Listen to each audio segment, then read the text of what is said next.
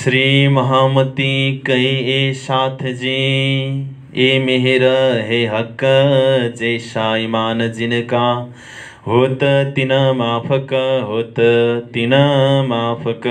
प्रकरण 13 दो स्वरूपों का मिलाप।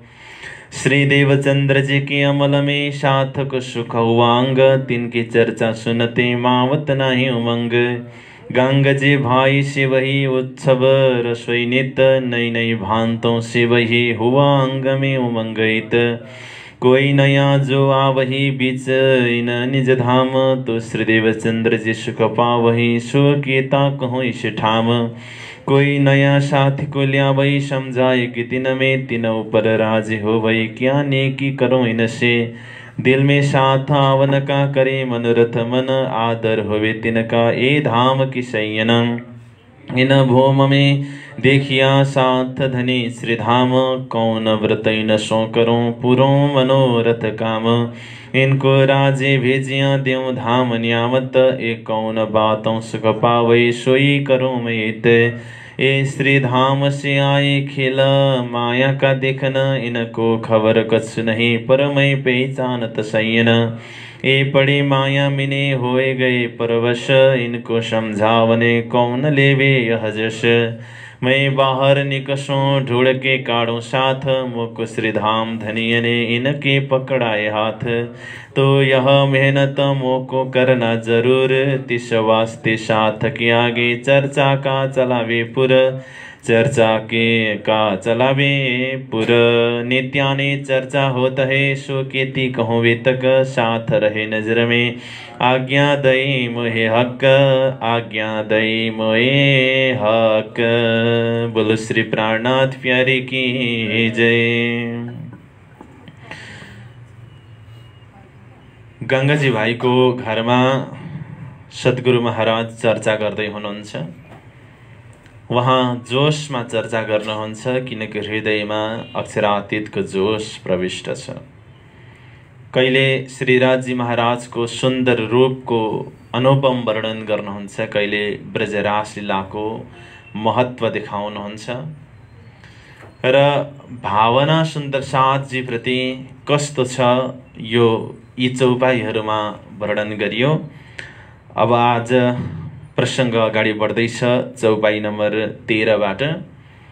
र आजको क्लासमा उपस्थित सबै धर्मानुरागी धर्म प्राणभक्त वितक चर्चाका रसिक श्रोताहरू, भावुकजन, जिज्ञासुजन सबैलाई स्वागत गर्दै सबैलाई म प्रणाम गर्छु। 13 नम्बरमा अहिले सद्गुरु महाराज गाङ्गाजी भाइको घरमा चर्चा गरिरहनु भएको छ र अब गाङ्गाजी भाइको घरबाट केशव ठाकुरज्यूको घरमा तारतम कसरी पुग्छ यो प्रसङ्ग आउनेवाला छ। आजै दुई स्वरूपको मिलापको प्रसङ्ग छ। आजै श्री 5 नौतनपुरी धामको स्थापनाको प्रसङ्ग छ। आजै महामती श्री प्रणजी महाराजको प्राकट्यको प्रसङ्ग छ। यी सबै प्रसङ्गहरू आज आउनेछन्। चौपाईबाट अब चिन्तन गर्दै अगाडि बढौँ। 13मा अजबाई भतिजी मेघबाई की हुई बातें, अजबाई भतिजी मेघबाई की रहे गाङ्गजी के घर में। परिवार प्रसङ्गमा हामी जानकार भइसकेका छौँ कि गाङ्गजी भाइको घरमा मुख्य को सदस्य हुनुहुन्छ भन्दाखेरि गाङ्गजी भाइ, उहाँको धर्मपत्नी भानबाई, उहाँको एकजना पुत्र श्यामजी, उहाँको धर्मपत्नी अजबाई, अर्को छोराको नाम मान्जी, गाङ्गजी भाइको माताको नाम गङ्गाबाई, बहिनीको नाम बालबाई, दाईको नाम खेताबाई, भाउजूको नाम हिराबाई। यी मुख्य पात्रहरू छन्। र यहाँ आयो अजबाई। अजबाई भनेको को हुन् भन्दा गाङ्गजी भाइको ठुली बुहारी। र उहाँको सम्बन्ध कोसँग रहेछ त भन्दाखेरि केशव ठाकुरज्यूको ठुलो बुहारीसँग सम्बन्ध रहेछ। गाङ्गजी भाइको ठुली बुहारीको सम्बन्ध केशव ठाकुरज्यूको ठुली बुहारीसँग रहेछ र सम्बन्ध के रहेछ भन्दाखेरि यी अजवाई भन्ने मेघबाईकी भतिजी पर्दी रहेछन्। यानी कि मेघबाई को परिन्? अजवाईकी फुपू परिन्। फुपू र भतिजी भदैनीको सम्बन्ध रहेछ। अजवाई भदैनी अनि मेघबाई फुपू। अजवाई गाङ्गजी भाइकी ठुली बुहारी, मेघबाई केशव ठाकुरज्यूको ठुली बुहारी। यो सम्बन्ध लौकिक सम्बन्ध रहेछ र यही सम्बन्धले तारतम पुर्याइदिन्छ। अजवाई भतिजी मेघबाईकी रहे गाङ्गजीकै घरमै। गाङ्गजी भाइको घरमा रहँदी रहेछ। अब आफ्नो ससुराको घरमा नरहेर कहाँ रहनु होइन। अजवाई श्यामजीकी पत्नी, श्यामजीको ब्याही थिए भनेको श्यामजीसँग उनको विवाह भएको थियो। हुई बाते इनसे, यिनीबाट कुरा भयो।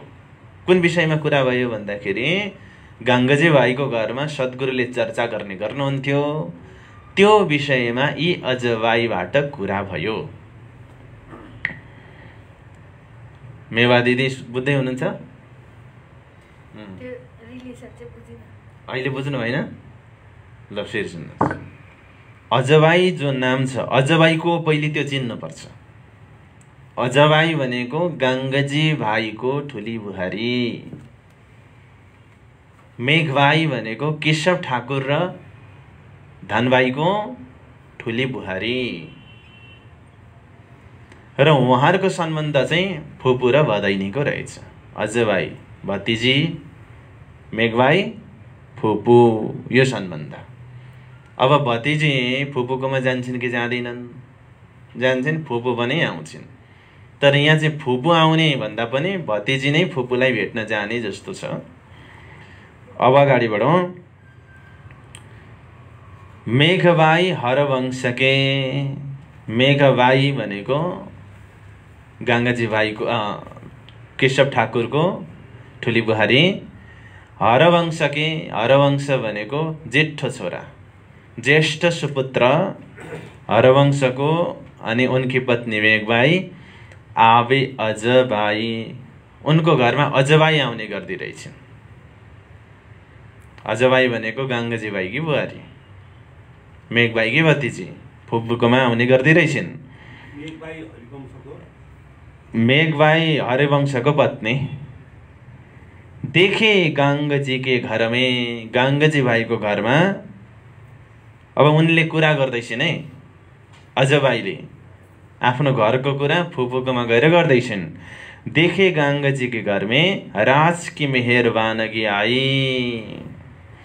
गाङ्गजी भाइको घरमा राजकी परमात्माको श्रीराजी महाराजको मेहरबानगी कृपा भएको छ हाम्रो घरमा भनेर उनले कुरा गर्दै रहेछन्। 15 मा जाउँ। अब उनले विशेष गरी त्यहाँ चमत्कारिक लीलाहरूको वर्णन गरिन्। किन भन्दाखेरि मान्छेले सबैभन्दा पहिले गर्ने भनेको त्यसैको कुरा हो। कोही बेहोस भएको छ, मन्त्र तन्त्र गरेर उसलाई होसमा ल्यायो अनि ज्ञान सुनायो भने त्यो विषयमा कसैले उता अर्कोपट्टि गएर चर्चा गर्नुपर्छ भने कस्तो ज्ञान दिनुभयो नि गुरुजीले भन्दैनन्। बेहोस भएको मान्छेलाई होसमा ल्यायो भन्छ, ज्ञान दिएको चाहिँ उसले नोटिसै गर्दैन। किनभने चमत्कारलाई मानिसले नमस्कार गर्छन्। अब राजी महाराजले आडिका लीला गर्नुहुन्थ्यो, आश्रय लीला। कस्तो खालको लीला गर्नु हुँदो रहेछ? अब 15 देखि हेर्दै जाउँ। यो चाहिँ गाङ्गजी भाइको घरमा राजनीत देवे दिदार, राजी महाराज नीत देवे दिदार, नित्य दर्शन दिने गर्नुहुन्थ्यो। आरोगे बेरतिन, आरोगे खानुहुन्थ्यो, बेरतिन 3 पटक। गाङ्गजी भाइको घरमा आएर श्रीकृष्णजी 3 पटक भोजन गर्नुहुन्थ्यो कहिलेकाहीँ।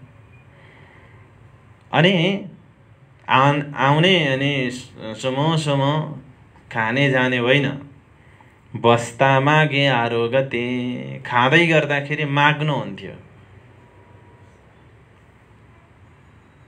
भोजन चाहिँ बहुत मिठो हुँदैछ कि अलिकति सब्जी थपिदिनु, यस्तो तरिकाले नै।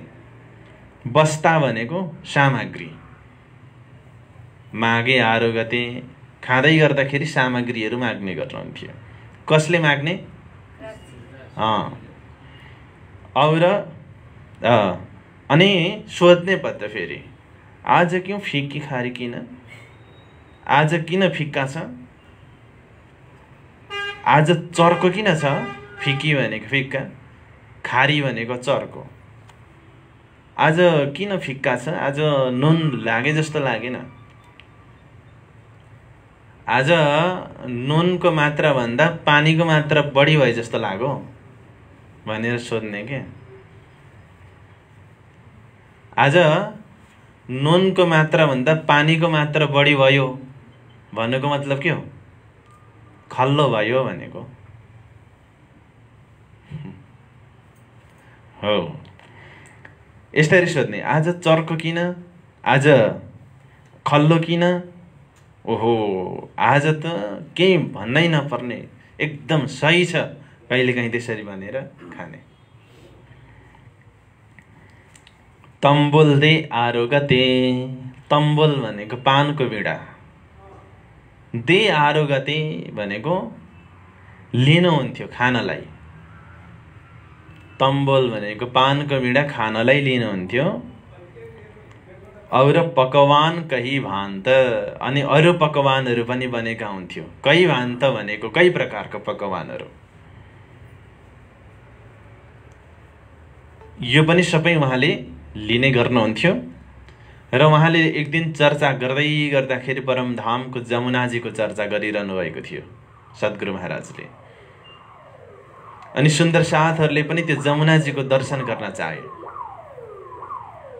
मूल कुण्डबाट जमुनाजी 4वटा भङ्गालो भएर प्रकट भएकी छिन्। 4.5 लाख कोष पूर्वतर्फ गएर, फेरि 9 लाख कोष दक्षिणतर्फ गएर 4.5 लाख कोष पश्चिमतर्फ गएर, हौजकोष र तलावमा 18 लाख कोष यात्रा गरेर मिसिएकी छिन्। यो खालको चर्चा गर्दै जाँदाखेरि सुन्दर साथहरूलाई दर्शन गर्ने इच्छा भयो। त्यो जमुनाजीको दर्शन हामी पनि गरौँ न। यो चाहना राखे पछाडि जमुना जल अलाखल, जमुनाजीको जल अलाखल भनेको कल कल, जमुनाजीको कल कल पानी बग्दै गरेको त्यहाँनेर चल दिखावे एकान्त, चलाएर देखाउनु भयो एकान्तमा। ब्रह्म सृष्टिहरूको जमातमा चर्चा गरिरहनु भएको छ। सुन्दर साथले जमुनाजीको दर्शन गर्ने चाहना राख्नुभयो। जमिनमा यसरी कोरेर जमुनाजी प्रकट गर्नुभयो। वर्तमान समयमा पनि श्री 5 नौतनपुरी धाममा जमुनाजीको हामी दर्शन गर्न सक्छौँ। 17 नम्बरमा जाउँ। संयनको कञ्चनकी एक दिन कस्यडी दी। संयन भनेको सखीहरूलाई, सुन्दर साथलाई, कञ्चनकी सुनको, एक दिनको लीलामा कस्यडी दी, एउटा कसौडी दिनुभयो। भाँड हो क्या कस्यडी भनेको, भाँड हो। अब यो प्रसङ्गमा कस्तो खालको चर्चा हुन्छ भन्दाखेरि, एक दिन देवचन्द्रजी महाराजले हिरबाईलाई भन्नुभयो, आफ्नो भाउजू जो भोजन सेवामा हुनुहुन्थ्यो, रसीको सेवामा, हिरबाईलाई भन्नुभयो, भाउजू तपाईले कृष्णलाई पनि भोजन खुवाउने गर्नु। देवचन्द्रले भन्नुभयो। अनि भाउजूले भन्नुभयो, साँच्चै परमात्मा आएर खानुहुन्छ त? तपाईँ निष्ठा भाव र प्रेमको साथमा अर्पण गर्नुहोस्, खानुहुन्छ पक्कै पनि।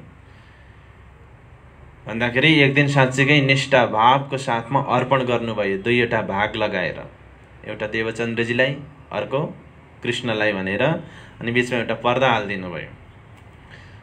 साँच्चीकै श्रीकृष्णजी साक्षात् प्रकट भएर भोजन ग्रहण गर्न थाल्नुभयो। यो प्रकारको लीलाहरू हुन थाल्यो। अब हिरबाईलाई बिस्तारै लाग्न थाल्यो, देवचन्द्रजीले त चर्चा गर्ने हुन्, मैले त स्वयं श्रीकृष्णलाई भोजन खिलाउँछु, मेरो भाग्य कस्तो। अलिकति सात्विक खालको अहङ्कार आउन थाल्यो। त अहङ्कार त आउनु हुँदैन भक्ति र सेवामा। एक दिन के भयो भने देवचन्द्रजी चर्चामा तन्मय भएर डुबिरहनु भएको थियो। हिरबाईले भोजन गर्नको लागि अनुरोध गरिन्। उहाँले भन्नुभयो चर्चा अहिले पुरा भएको छैन, चर्चा सके पछाडि भोजन गरौँला। दोस्रोचोटि बोलाउन जाँदाखेरि पनि आउनु भएन।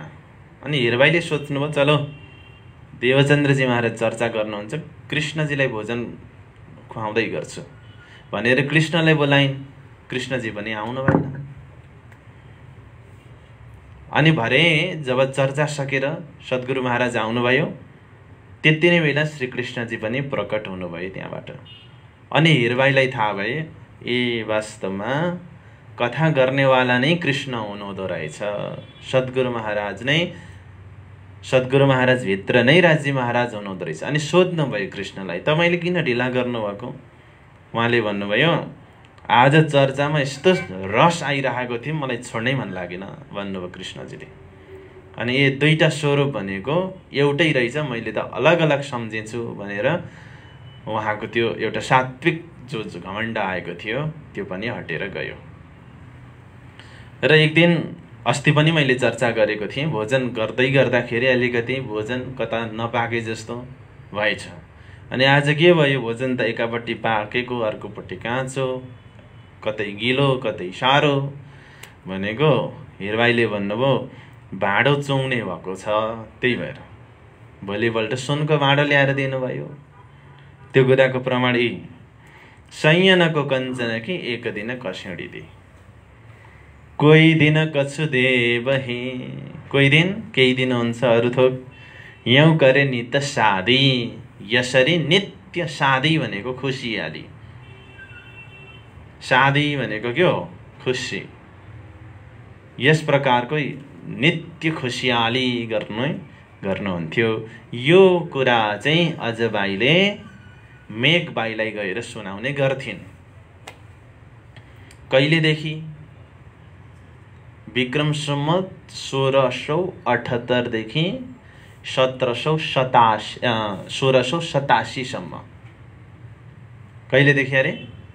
1678 देखि 1687 सम्म 9 वर्ष सुनाइरहन् आफ्नो फुपूकोमा जाँदै पछि यस्तो यस्तो हुन्छ भनेर। 9 वर्षसम्म पनि उहाँहरूले चासो राख्नु भएको रहेनछ। भतिजी भन्दै गर्छिन् अब आफ्नो मन्त्रीको खानदान छ फेरि होइन, यस्तो हुँदै गर्छ। यस प्रकारको क्रम चलिरहेको थियो। 18 मा अजबाई नित बाते करे, अजबाई नित्य कुरा गर्थिन्। दिदार धनी निर्धार, धनीले दर्शन दिनुभएको निश्चयको साथमा। हम तो नित देखत है, हामी त सधैँ देख्छौँ, सधैँ दर्शन गर्छौँ। तुम हूँ करो दिदार, तिमी पनि फुपौ दर्शन गर्ने भने आऊ, हामी त नित्य श्रीकृष्णले देख्छौँ, दर्शन गर्छौँ। तपाईँ पनि यदि दर्शन गर्ने भने आउनुहोस् भनेर अजबाईले कोसँग कुरा गर्दै रहेछन्? मेघबाईसँग। र यो आडिका लीला, यो चमत्कारिक जस्तो लाग्ने लीला किन गर्नुभयो त भन्दाखेरि उहाँको एउटा नीति हो त्यो सुन्दर साथहरूलाई इकट्ठा गर्ने। हात्तीको देखाउने दाँत एउटा हुन्छ, खाने दाँत अर्को हुन्छ। बाणीमा यही भावले राख्नुभयो, बन्देज कि अति उत्तम पर घरकै निध सुकै तारतम। बन्देज भनेको प्रबन्ध उत्तम ढङ्गबाट गर्नुभयो। मानिसहरूले त्यो चमत्कारिक लीलालाई देखेर उनीहरू भिड लाग्न थाले। बिस्तारै ज्ञानद्वारा सम्झाउनु भयो, किनकि चमत्कार भनेको लामो समयसम्मको लागि हुँदैन। चमत्कार भनेको स्थायी हुँदैन, त्यो अस्थायी हुन्छ, त्यो राम्रो होइन। र पनि त्यो एउटा व्यवस्था थियो, एउटा प्रबन्ध थियो। तर तारतमको निध, तारतमको खजना पस्किने कुरामा कुनै कसुर बाँकी राख्नु भएन सद्गुरु महाराजले। यो पनि एउटा चिन्तनीय विषय हो। अब अगाडि बढौँ, 19 नम्बरमा जाउँ। तब मेघबाई ने कही, मेघबाईले भनिन्, तपाईहरुको दिमागमा यति बेला केशव ठाकुर र धनबाईको पुरै परिवारको नक्सा हुनुपर्छ, गङ्गाजी भाइको पुरै परिवारको नक्सा हुनुपर्छ, अनि मात्रै ए भनेर प्रकाश आउँदै आउँदै जान्छ। अब मेघबाईले गोवर्धन भाइलाई भनिन् भन्दाखेरि उहाँहरूको सम्बन्धै थाहा भएन भने अलमल हुन सक्छ। त्यसकारणले गर्दाखेरि केशव ठाकुरको घरमा को छन् त भन्दाखेरि केशव ठाकुर र उहाँको पत्नी धनबाई हुनुहुन्छ। उहाँको ज्येष्ठ सुपुत्रको नाम हरवंश ठाकुर, बुहारीको नाम मेघबाई, माइलो सुपुत्रको नाम श्यामलदास, अनि माइली बुहारीको नाम सीता, साइलो सुपुत्रको नाम गोवर्धन, पत्नीको नाम पद्मा, काइलो सुपुत्रको नाम मेहराज, पत्नीको नाम फुलबाई, अनि कान्छो सुपुत्रको नाम के हो उद्धव, अनि पत्नीको नाम भानबाई। यो एउटा फर्मेट दिमागमा हुनुहुन्छ। यो बन्द भयो, खोल्नुहोस् त।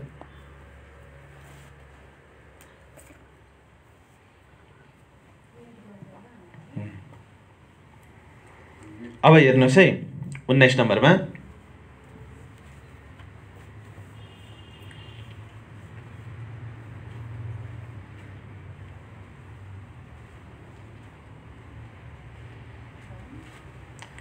19 नम्बरमा, तब मेघबाई ने कही, मेघबाईले भन्नुभयो।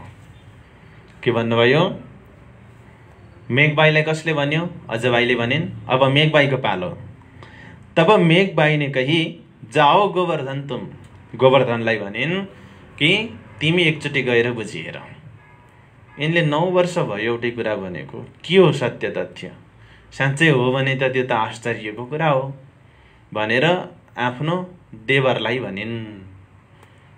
पतिलाई पनि भनिनन्, अरू कसैलाई भनिनन्, आफ्नो देवरलाई भनिन्। किनकि आफ्नो छोरा समानको हुन्छ देवर भनेको, त अलिक प्यारो पनि हुन्छ, मुख पनि लाग्छ भन्न। पतिलाई ससुरालाई भन्न मुख त्यति लागिहाल्दैन नि, देवर भने पछाडि चाहिँ भाउजूलाई मुख लाग्छ भन्न।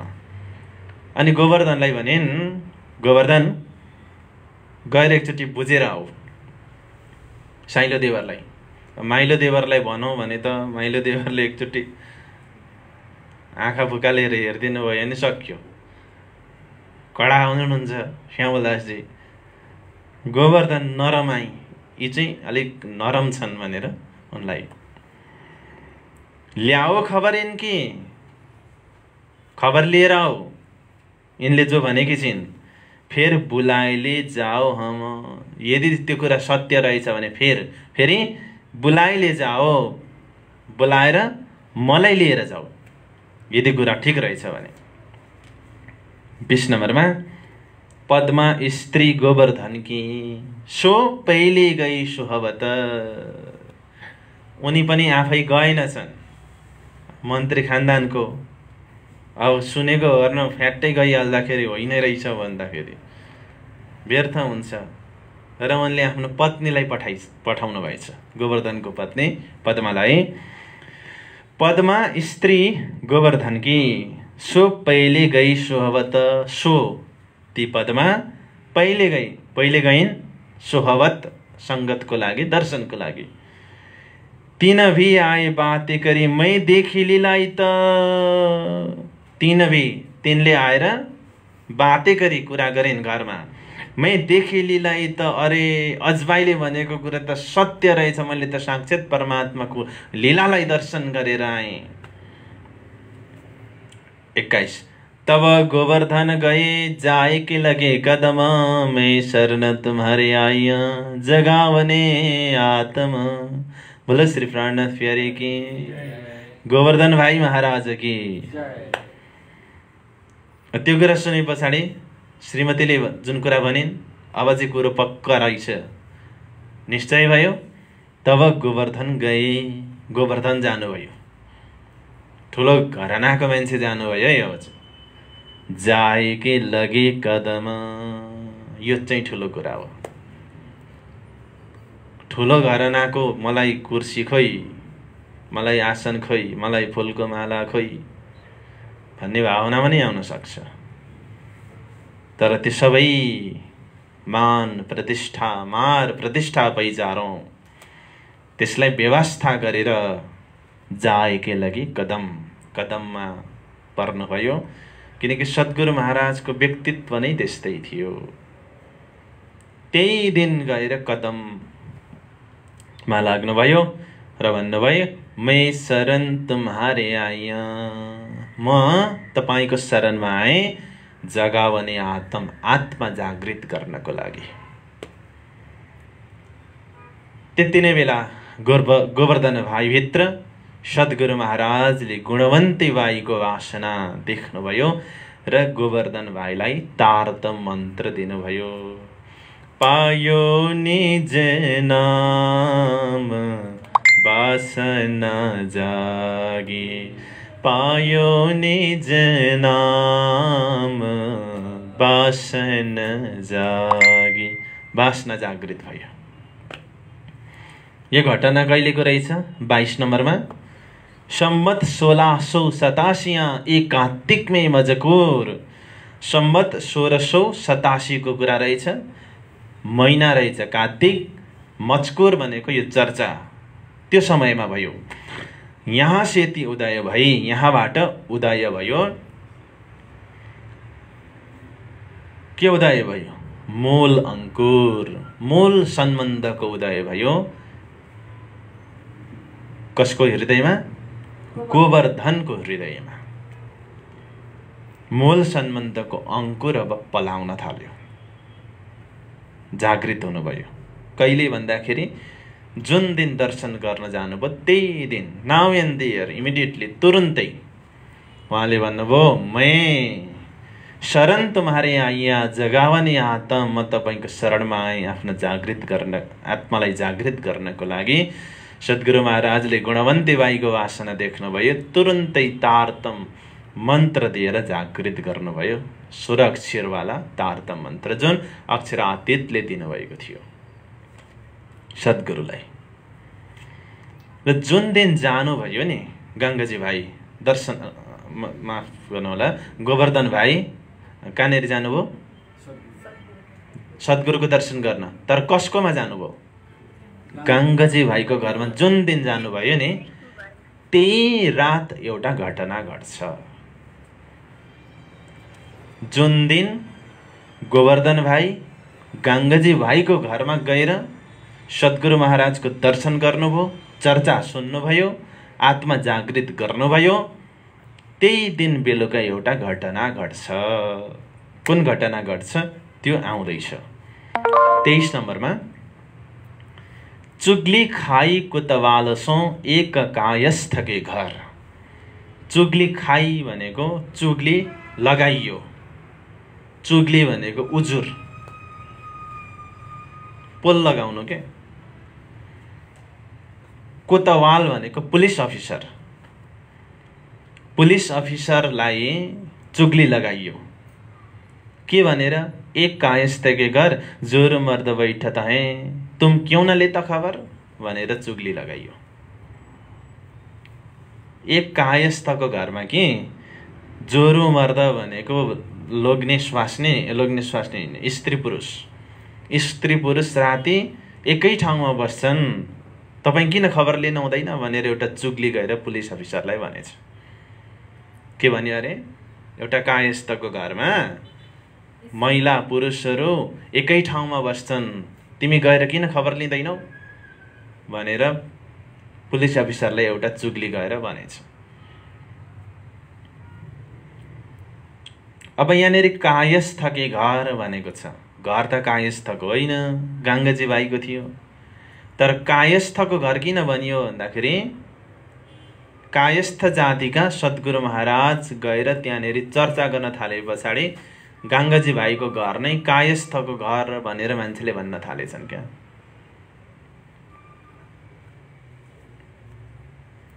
गङ्गाजी भाइको घर हो त्यो त। तर कायस्थको घर किन भनियो त भन्दाखेरि सद्गुरु महाराज कायस्थ जातिको हुनुहुन्थ्यो।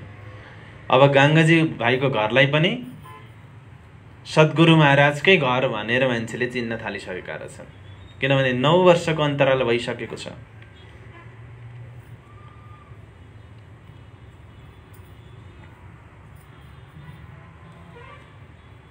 जोरु मर्द बैठतै, जोरु भनेको स्त्री, मर्द भनेको पुरुष, बैठतै एकै ठाउँमा बस्छन्। थाहा छैन राति एकै ठाउँमा बसेर के गर्छन्। तुम क्यों न लेता खबर, हे पुलिस अफिसर तिमी किन खबर लिँदैनौ, किन छानबिन गर्दैनौ भनेर एउटा चुग्ली गएछ। आवाज आइरहेको छ। 24 दुई चोपदार पठवाए दिए।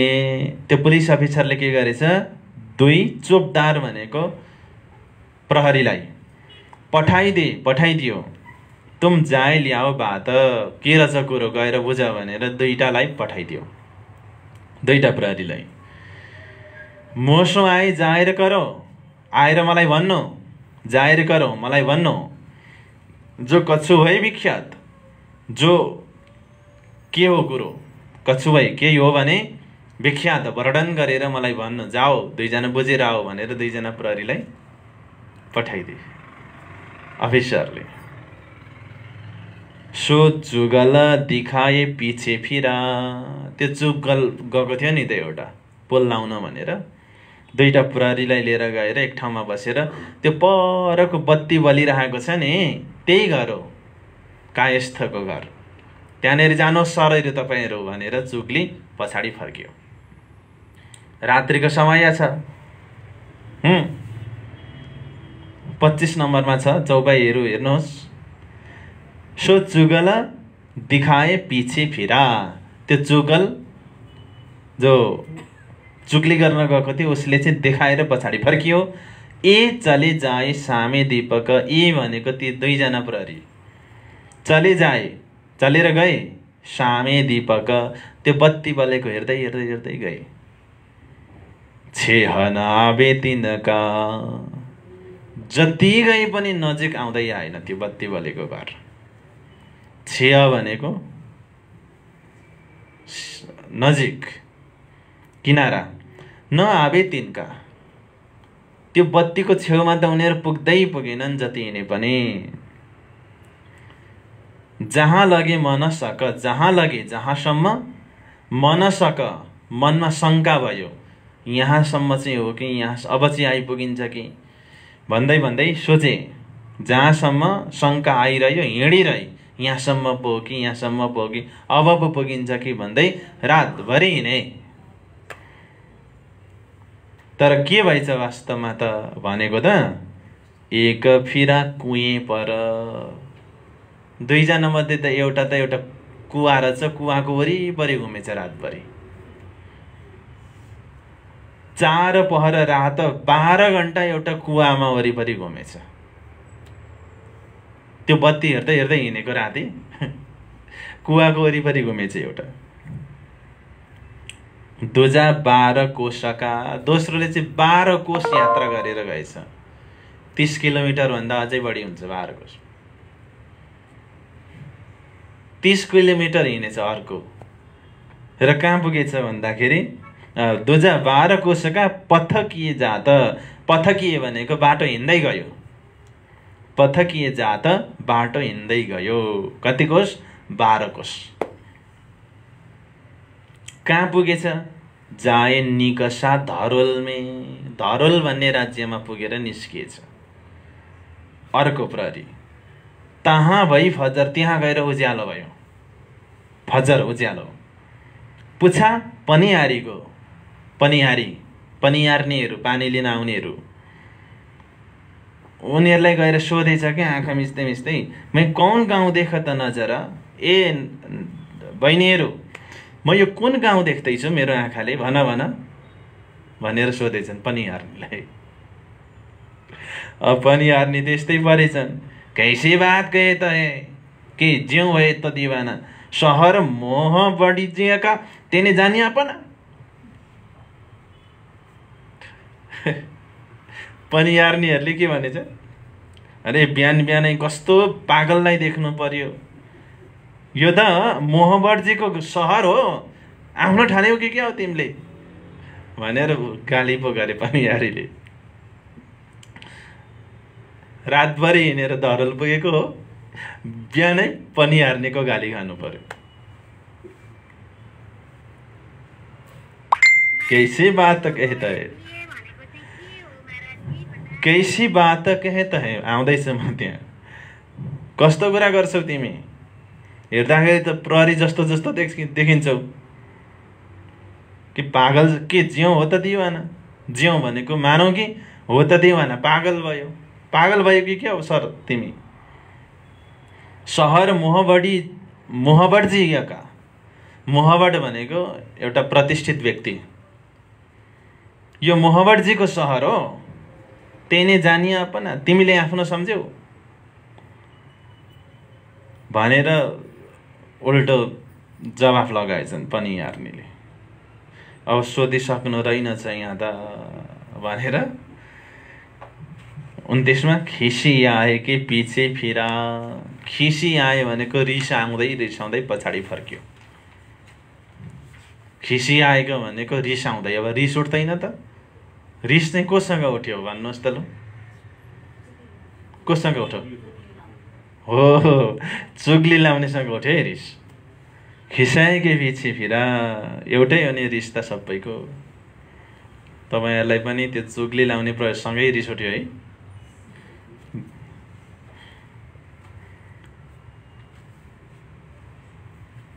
आया मुरक के घर, आयो मुरक के, फर्केर घर, आफ्नो घर फर्केर आयो।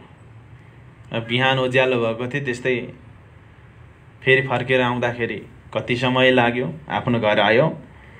त्यो सिपाही एउटा घरमै बढी दुचिताई।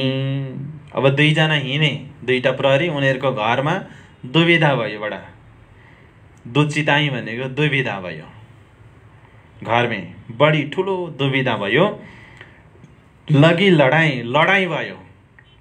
लडाई कसको बिचमा भयो भन्दाखेरि ती दुईजनाहरूको पत्नीहरूको बिचमा के। किनभने दुईटैका पतिहरू राति हिँडेका, अनि एकले अर्कालाई सोध्छन् कता गए भन्छ। खोइ कता गए भनेको भए पो थाहा हुनु, बरु तँलाई चाहिँ थाहा छ होला। होइन मलाई पनि थाहा छैन। एकले अर्कालाई शङ्का, होइन तँलाई पक्कै थाहा छ कि तैँले नभनेको। यो प्रकारको झगडा। लगी लडाई, दुचिताई भनेको दुविधा। लगी लडाई लग फजर, फजर भनेको बिहानसम्म, उज्यालो हुँदासम्म। रातभरि घरमा अब झगडा गरे दुईजनाले। दोनों के घर में, दुईजनाको घरमा बडा जो पडिया शोर, ठुलो शोर सराबा मचियो। नजिकै रहेछन् ती प्रहरीहरूको। एक दुजेको पुछ त, एकले अर्कोलाई सोध्छन् कहो खबर कछु और, खबर भन, अर्को कुनै खबर भन। यानि कि तिनीहरू प्रहरीहरू फर्केर आएको खबर भन भनेर शोर सराबा भएछ क्या। शोर सराबा चाहिँ के त भन्दाखेरि उसलाई चाहिँ थाहा छ पक्कै पनि बुढाहरू कता गएका हुन्, तर भन्दैन यसले भन्ने ठान्ने क्या एकले अर्कालाई। अनि शोर सराबा भयो घरमा। बिहानै खुइ गर्दै घर आइपुगेको त बुढीहरू फुल्लेर बसेका छन्। फेरि हो फजर को आए के दोनों कही बितक। उज्यालो भएपछि दुईजना आए र आफ्नो आफ्नो बितक भने। अनि अब चाहिँ दुईजना भेट भएछन् कि। अनि इन चुगले हमको मारिया ल्याया दिलमै शक। यी चुगलखोरले हामीलाई मार्न खोजेको रहेछ भनेर दिलमा शङ्का ल्यायो उनीहरूलाई। यो चुगलखोरले त वास्तवमा षड्यन्त्र गरेर हामीलाई मार्न पो खोजेको रहेछ त। हामी त दैव संयोग कसो कसो गरेर बाँच्यौँ। गएर भनेछन् 32मा आएको तवालके यहाँ, त्यो अफिसरकोमा गएर भनेछन् बातै गरी बनाए। त्यो सारा वृत्तान्तहरू बनाए भनेको विधिपूर्वक, जस्तो जस्तो भएको थियो त्यस्तै त्यस्तै। र के भन्न थालेछन् दुईजना भने जो चुगल हमको मिले सो मारे गर्दन ताए। यिनीहरू मिले, त्यो चुगल चाहिँ मिल्यो भने मात्रै त्यसको घाँटी साँटी उडाइदिन्छु भनेर कुरा गर्न थाले। अफिसरलाई गएर नि हामीलाई त मार्ने षड्यन्त्र गरेको छ, त्यो चुगलको भेटौँ मात्रै होइन त्यसलाई ठिक पार्न जानेको छ। जो चुगल हमको मिले, यदि त्यो चुगल मिल्यो भने तो मारे गर्दन ताए, तो त मारे गर्दन, गर्दनमा काट्दिने हो, ताए भनेको त्यसको गर्दन चिनाइदिन्छु। अनि गलत सूचना दिने, मार्ने षड्यन्त्र गरेको रहेछ भनेर प्रहरीले यस्तो भनिसके पछाडि अब डराए। ओहो, गल्ती कुरा सुन्नेको रहेछ। हमको इन चुगल ने, हमको यो चुगल ने जो चुगली लगायो मार डार्ते, आज मार्ने रहेछ। जागा ऐसी बताई, यस्तो ठाउँ बताए कि सुझेन गाउँ काज। सुझे भनेको थाहा भएन, सुझेन भनेको थाहा भएन, कोही काज कोही कार्य नै थाहा नै भएन। उसले त मार्ने षड्यन्त्र। बिचारा यो कुवामा रातभरि घुमेर बसेछ, म चाहिँ धरल पुगिराखेको। त्यो चुगलले त हामीलाई त आज त कसो मारेन भनेपछि अब सुन्नुहोस् है। यो घटना घट्यो जुन दिन गोवर्धन जानुभयो गङ्गाजी भाइको घरमा। र अब गङ्गाजी भाइ त नगर सेठ हुनुहुन्छ, राजासँग उसको सम्बन्ध छ। कोतवाल डरायो। यो हल्ला फैलिएर गङ्गाजी भाइले सुन्यो भने त हाम्रो पनि जागिर खतरामा छ, राजाले कारबाही गर्न सक्छन्। बरु पहिले नै गङ्गाजी भाइलाई गएर माफी माग्नु पर्यो भनेर कोतवाल गयो। गङ्गाजी भाइलाई भेटेर भने, सेठजी हामीबाट हिजो एउटा गल्ती भयो, माफ दिनु होला। सेठजी भन्नुहुन्छ गङ्गाजी, अरे के गल्ती? केही भएकै छैन। एउटा चुगलले यस्तो यस्तो हुन्छ भनेर मैले 2टा केटाहरू पठाएको थिएँ, तर एउटा त धरल पुगेछ, अर्को रातभरि कुवामा घुमेर बसेछ। त्यो चुगलखोरले केटाहरूको पनि ज्यान झन्डै गयो। अनि मैले पनि त्यसरी छानबिन गर्न पठाएको रहेछु। अनि त्यो कुरा सुनेर तपाईँलाई असर गर्ला कि भनेर म पहिल्यै भन्न आएको भनेपछि गङ्गाजी भाइले भन्नुभयो छैन, त्यस्तो केही छैन, ठिक छ भनेर फर्केर आउनुभयो। अनि हाँसी मजाकमै सद्गुरुसँग भेटेर हिजो एउटा घटना घटेछ नि त्यो गाउँमा।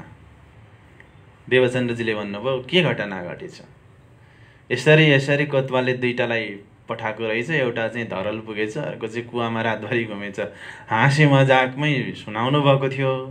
सद्गुरु महाराज सिरियस हुनुभयो, मतलब त्यसलाई सिरियसली लिनुभयो। तुरुन्तै लट्ठी बोकेर हिँड्नुभयो, कमान्डलो बोकेर लट्ठी बोकेर निस्किनु भयो गङ्गाजी भाइको घरबाट। एकछिन सोचेर अनि गङ्गाजी भाइले भन्नुभयो, गुरुदेव यो तपाईँ के गर्दै हुनुहुन्छ? मैले त हाँसी मजाकमा त्यो भनेको थिएँ, यो कुरो कुनै ठुलो कुरो होइन, त्यस्तो कुराहरू हुँदै गर्छन्। तपाईँ यसरी रुष्ट भएर नगइदिनुहोस् मेरो घरबाट भन्दाखेरि सद्गुरु महाराजले मान्नु भएन। म जान्छु भनेपछि जान्छु, मलाई तिमीले जति रोगे पनि म अब बस्नेवाला छैन यो घरमा भनेपछि गङ्गाजी भाइ अत्यन्तै दुखित हुनुभयो र उहाँले अन्तिममा बिन्ती गर्नुभयो, तपाईँ मेरो घरबाट जानुहोस्, म रोक्दिनँ, केही कारण होला, तर मेरो बगैँचामा तपाईँ बसिदिनुहोस्। तपाईँ मेरो घरमा बस्नुहुन्न त मेरो बगैँचामा बस्नु के आपत्ति हुन्छ? त्यसैले तपाईँ यदि चाहनुहुन्छ भने मेरो बगैँचामा तपाईँ एउटा तपस्या गरेर, साधना गरेर, चर्चा गरेर त्यही नै बसिदिनुहोस् भनेर गङ्गाजी भाइले यस्तो अनुनय विनय प्रार्थना गरे पछाडि गङ्गाजी भाइको प्रस्तावलाई स्वीकार गर्नुभयो सद्गुरु महाराजले। र बगैँचामा एउटा खिजडाको वृक्ष रहेछ पहिलेदेखि नै। अनि त्यो खिजडाको वृक्षमा नै अब यही वृक्ष तल बसेर म चर्चा गर्छु भन्ने निश्चय गर्नुभयो। त्यो खिजडाको वृक्षको तल सरसफाई गर्नुभयो र एउटा सानो कोटी बनाउनु भयो आफ्नै हातले, जसलाई आजको भाषामा हामी श्री 5 नौतनपुरी धामको नामले चिन्दछौँ। नौतनपुरी धाम कि सद्गुरु महाराजले त्यो समयमा स्थापना गर्नुभएको हो। खिजडाको वृक्ष पहिलेदेखि एउटा थियो र त्यो वृक्ष मुनि एउटा छानो हाल्नुभयो, टरो बनाउनु भयो र त्यो चाहिँ भविष्यमा गएर एउटा महान तीर्थको रूपमा स्थापित भयो, जो हामी सबैको आस्थाको केन्द्रबिन्दु श्री 5 नौतनपुरी धाम वर्तमानमा त्यसैमा छ र खिजडा मन्दिर नामले अहिले विख्यात छ। र त्यहाँनिर चर्चा हुन थाले पछि दत्युन गर्नुभयो उहाँले। त्यो खिजडाको वृक्षले त्यो औषधि पनि हो। खिजडाको वृक्ष प्रकाश ग्रन्थको प्रकरण 23 मा वारी जाऊँ बनराय वल्लभनी जेहनी सकुमल छाया गुण जो जो तमै ए बन ओखदी दिठडे दूर जाई माया भन्नुभएको छ। त्यो औषधि हो त्यो। अनि त्यसले दत्युन गर्नुहुन्थ्यो सद्गुरु महाराजले, र दत्युन गरेर एउटा सानो हाँगो दत्युन गरेको त्यहीँनिर गाडिदिनु भएको थियो जमिनमा। फेरि अर्को वृक्षको रूपमा त्यो विकसित भएर आयो र वर्तमान समयमा 2वटा वृक्ष खिजडा मन्दिरमा हामी दर्शन गर्न सक्छौँ। यस प्रकारले श्री 5 नौतनपुरी धामको स्थापना भयो। त्यसैले सब पुरीहरूमा उत्तम भयो त्यो भनेर प्रणजी महाराजले भन्नुभएको छ। पहिले बीज उदय हुआ पुरी जहाँ नौतन सब पुरियों में उत्तम वही जो धन धन। त्यति बेला अवन्तिका पुरी, काशी पुरीहरू जति पनि प्रसिद्ध पुरीहरू थिए त्योभन्दा सबैभन्दा उत्तम पुरी नौतनपुरी भयो भनेर प्राणजी महाराजले भन्नुभएको छ। र त्यो नौतनपुरी धामको स्थापना सद्गुरु महाराजले आफैले गर्नुभएको हो। त्यसैले त्यो भावना प्रकाश हिन्दुस्तानी ग्रन्थको प्रकरण 23 मा बडा सुन्दर ढङ्गबाट महामन्त्रीले गर्नुभएको छ। म त्यसको केही भावहरू तपाईँलाई म सुनाउँछु। वारने जाए बनराय वल्लभ कि वल्लभ मेरो प्यारो धनीको वनहरूको राजा वृक्ष समीको वृक्षमा म बलिहारी जान्छु। प्रणजी महाराज भन्दै हुनुहुन्छ, जाकी सुख शीतल छाया, जसको सुखद शीतल छाया छ। देखो ए वन गुण भौ औषधि, यो वनको त यो वृक्षको त औषधि हुन्छ, यसलाई औषधिको रूपमा प्रयोग गर्न सकिन्छ, यो जडीबुटी हो। देखे दूर जाए माया, देख्ने बित्तिकै यो वृक्षलाई देख्ने बित्तिकै माया टाढा भएर जान्छ। किनकि वृक्ष देख्ने बित्तिकै सद्गुरु महाराजको याद आउँछ। सद्गुरु महाराजको याद आउँदाखेरि उहाँले दिनुभएको ज्ञानको याद आउँछ। त्यो ज्ञानको याद आए पछाडि हृदयमा भएको अन्धकारहरू मेटिएर जान्छन्। माया देख्ने बित्तिकै हटेर जान्छ। 2 नम्बरमा जाऊँ वारने आँगने बेलो, इन्द्रावती भन्नुहुन्छ म आँगनको बालुवामा बलिहारी जान्छु। जित बैठो सन्झा समय साथ, त्यहाँ साँझको समयमा सुन्दर साथहरू बसेर चर्चा सुन्ने गर्नुहुन्छ। होते बाते हो त चल्ने धाम कि, धाम जाने कुरा हुन्छ त्यहाँ। चलो चलो रे साथजी आप न जाइए धाम, धाम जाने कुरा हुन्छ। घर पैडा देखाया प्राणनाथ, घरको बाटो मेरो प्राणनाथ स्वरूप सद्गुरु महाराजले देखाउनु भएको छ। बलि बलि जाऊँ तुलिचा चाकला, म त्यो गलैचा चाकलामा बलिहारी जान्छु। त्यहाँ मेरो धनी बस्नु भएको छ। बलि जाऊँ मन्दिर के थम्ब, अनि त्यो मन्दिर जुन बनाउनु भएको छ त्यो थम्बमा पनि म बलिहारी जान चाहन्छु। किनकि आफूले जसलाई अतिशय प्रेम गरिन्छ उसले प्रयोग गर्ने सामग्रीहरू प्रति पनि स्वतः प्रेम भाव पैदा हुन्छ। जिनो थम्बौँ कर धनी अपने, धनी सद्गुरुले आफैले थम्ब गाडेर बनाउनु भएको त्यो कुटी हो। संसारले देख्दा त त्यो कुटी हो, तर मेरो लागि त्यो ठुलो महल हो। जुगते दिए बन्द, युक्तिपूर्वक आफैले डोरी कसेर चोया कसेर बाँध्नु भएको त्यो बन्ध हो, थम्ब हो, त्यसमा म बलिहारी जान्छु।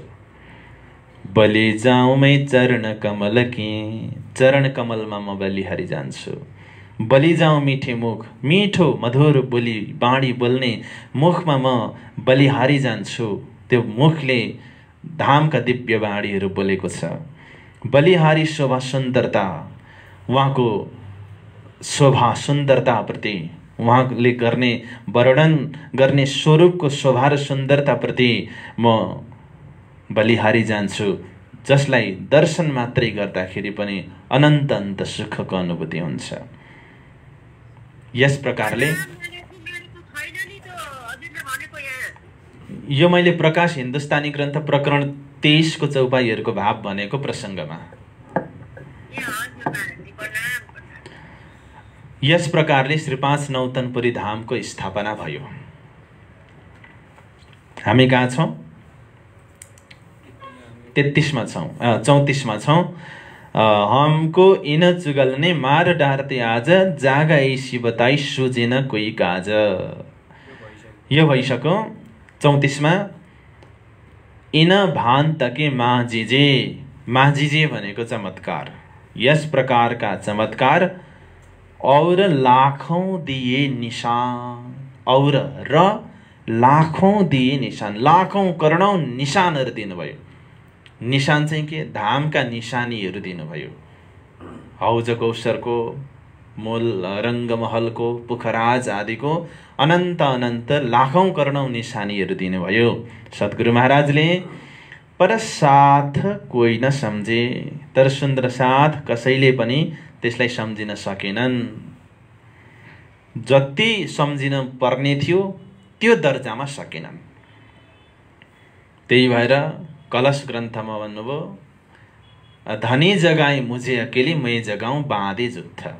धनीले मलाई एक्लै जगाउनु भयो, यानि कि धनीले म एक्लैलाई जगाउनु भयो, तर म चाहिँ 12,000लाई जगाउँछु, प्रत्येक सबै जुत्थलाई म जगाउँछु। यानि कि इन्द्रावती जुन दर्जामा जाग्नु भयो त्यो दर्जामा अरू सुन्दर साथहरू जाग्न सकेनन्। जाग्न त जागे, 313 आत्माहरूको जागने गर्नुभएको छ, तर जुन दर्जामा इन्द्रावती जागिन् त्यो दर्जामा अरू जाग्न सकेनन्। त्यसैले जुन दर्जामा सम्झिनु पर्ने थियो पर साथ कोही न सम्झे, कसैले सम्झिनन् भन्नुको मतलब के त्यो 313ले पनि सम्झेनन् भन्ने प्रश्न हुन्छ। तर जुन दर्जामा सम्झिनु पर्ने हो त्यो दर्जामा सम्झिन सकेनन्। कछु न हुई पहिचान, कुनै पनि पहिचान हुन सकेन, केही पनि पहिचान हुन सकेन। अब अगाडि बढौँ। यो कहिलेको घटना भन्दाखेरि 22 नम्बरमा छ। सम्बत 1687 एक कार्तिकमै मजकुर, यो कार्तिकको कुरा हो। अब 35 नम्बरमा प्राणजी महाराजको प्राकट्यको चौपाई छ। सम्बत 1675 आशोवधि 14 नाम असोज, वधि कृष्ण पक्ष 14 चतुर्दशी तिथि, प्रथम जाम पहिलो प्रहर पुरा भएपछि, जाम भनेको प्रहर, और 12 रवि आइतबार प्रगटे धनी श्रीधाम। बोलो श्री प्राणनाथ प्यारे को धाम धनी प्रकट हुनुभयो। हाल्लार देश पुरी नौतन, एड्रेस हाल्लार देश नौतनपुरी, उदरबाई धन, धनबाईको गर्भबाट, उदर भनेको पेट, केशव ठाकुर पिता कैयत, केशव ठाकुर उहाँको पिता हुनुहुन्छ। तहाँ श्रीराज प्रकटन, त्यहाँ श्रीराजको प्राकट्य भयो। 36 नम्बरमा महामती प्राणजी महाराजको प्राकट्यको यो चौपाई 35 र 36। अब यो प्रसङ्गलाई अलिकति चिन्तन गरौँ हामी। विक्रम सम्मत 1678 अक्षरातीत धनीले दर्शन दिएर निजानन्द स्वामी सद्गुरु महाराजलाई निजानाम प्राप्त भयो। त्यसको 3 वर्ष अगाडि, यानि कि विक्रम सम्मत 1675 धामधनी आफ्नो आवेश शक्तिको साथमा यो धरतीमा आउनुभयो।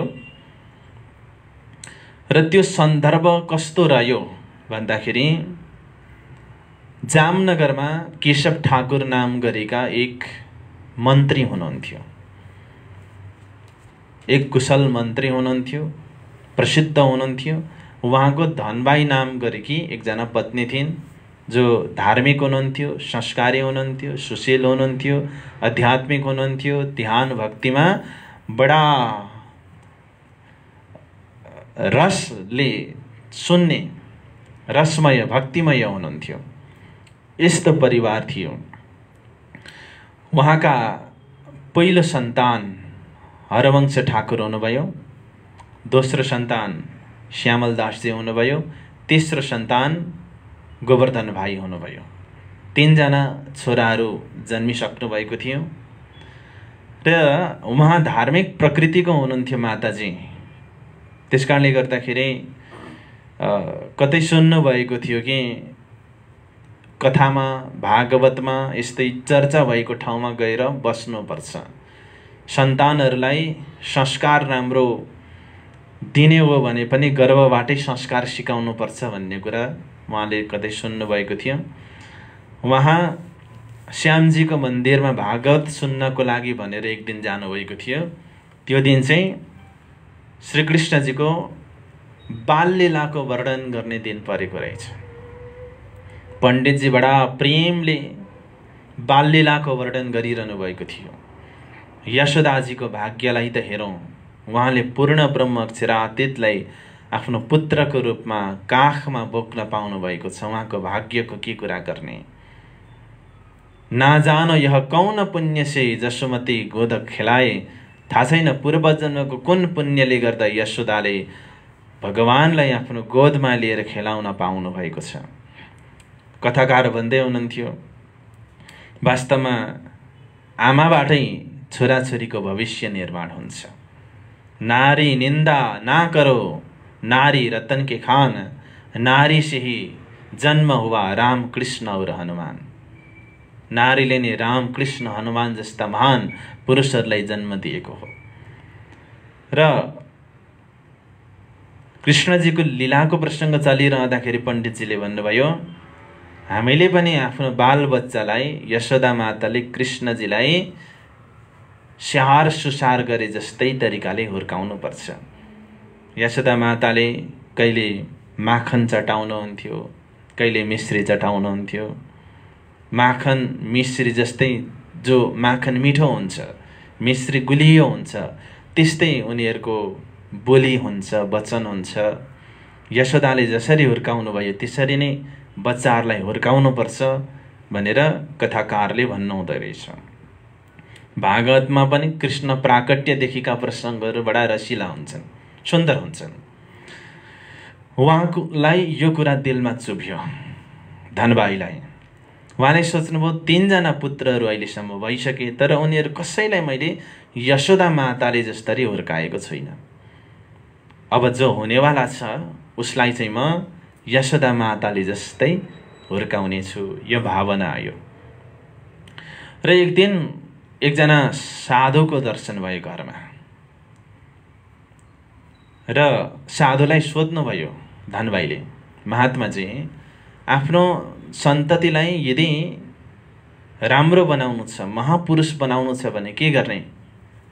ती सन्तले भन्नुभयो, साधुले भन्नुभयो, आफ्नो सन्तलाई राम्रो बनाउनु छ, मेधावी बनाउनु छ भने के गर्ने भने पुरुषोत्तम मन्त्रको जाप गर्ने, शुद्ध पवित्र हुने, भजन भक्ति गर्ने। पुरुषोत्तम मन्त्र यानि कि कृष्ण मन्त्रको जाप गर्ने नित्य, त्यसरी सिकाउनु भयो।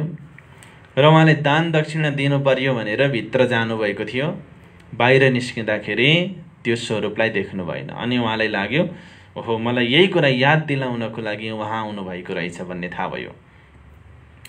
र समय बित्दै गयो। उहाँले अनि त्यो दर्शन दिँदाखेरि ती सन्तले भन्नुभएको थियो, बिहानै उठेर पुरुषोत्तम मन्त्रको जाप गर्नु, नुहाउनु, पवित्र हुनु, अनि सूर्यलाई नमस्कार गर्नु, अनि उहाँसँग वरदान माग्नु कि मेरो पुत्र ज्ञानी होस्, सूर्यकै जस्तो प्रचण्ड ज्ञानले भरिपूर्ण होस् भनेर उहाँले त्यही विधिले व्रतलाई पालन गर्नुभयो र विक्रम सम्वत 1675 साल असोज कृष्ण चतुर्दशी तिथिको दिन आइतबारको दिन धनवाईको माध्यम बनाएर मेहराज ठाकुर आउनुभयो र उहाँभित्रै अक्षरातीतको आवेश शक्ति आयो। र मेहराज नाम किन राखियो भन्दाखेरि मिहिर शब्दको अर्थ हुन्छ सूर्य। सूर्यको जस्तै प्रकाण्ड ज्ञान, दिव्य ज्ञान छर्न सक्ने क्षमता भएकोले गर्दाखेरि मेहराज भन्ने नाम राखियो। र यो अक्षरातीतको राज्य महाराजको प्राकट्य थियो। 1638 में देवचन्द्रजीको हृदयमा श्यामाजीको आवेश शक्ति आएको थियो। 1675 में मेहराजको हृदयभित्र राज्य महाराजको आवेश शक्ति आयो। त्यसकारण देवचन्द्रजीले श्यामाजी अवतार, प्राणजी महाराजलाई राज्यको अवतार भनेर मान्नुपर्छ। धरतीको हिसाबले पवित्र उत्तम जीव हिजै चौपाई आएको थियो। देवापि सन्तनर भ्राता मरुश्चिक्ष्वाकु वंशज। इक्ष्वाकु वंशका मरु कलाप देशमा साधना गरिरहेका छन्। उनको योग शक्तिले त्यो विशुद्ध भएको जीवमा, सूर्य वंशमा जो जीवले मेहराज ठाकुर भन्ने तनलाई धारण गर्यो र त्यो जीवमा नै अक्षरातीतको आवेश शक्ति आयो, जसलाई शास्त्रले कल्की अवतार भनेर प्रतीक्षा गरेको थियो। कुरानले इमाम मेहेदी भनेर प्रतीक्षा गरेको थियो। त्यो प्रतीक्षाको घडी पनि पूरा भयो र इन्द्रावती सखीको सुरताले राज्य महाराजको आवेशलाई लिएर आयो उहाँभित्र। पञ्चदैवत यसरी चिन्तन गर्नुपर्छ। जसरी श्रीकृष्णजीको बाललीला दिव्य भयो, मेहराज ठाकुर यानी कि प्राणजी महाराजको बाललीला पनि त्यसै गरी नै दिव्य प्रकारले हुँदै हुँदै अगाडि बढ्यो। यो प्रसङ्गहरू विस्तारै हामी चिन्तन गर्दै जाउँ। उहाँको बाललीला दिव्य ढङ्गबाट 12 वर्ष 2 महिना 10 दिनसम्म चल्यो। त्यस पछाडि फेरि उहाँको लीलामा अर्को एउटा आयाम थपिएको छ। त्यो प्रसङ्ग हामी बिस्तारै सुन्दै जाउँ।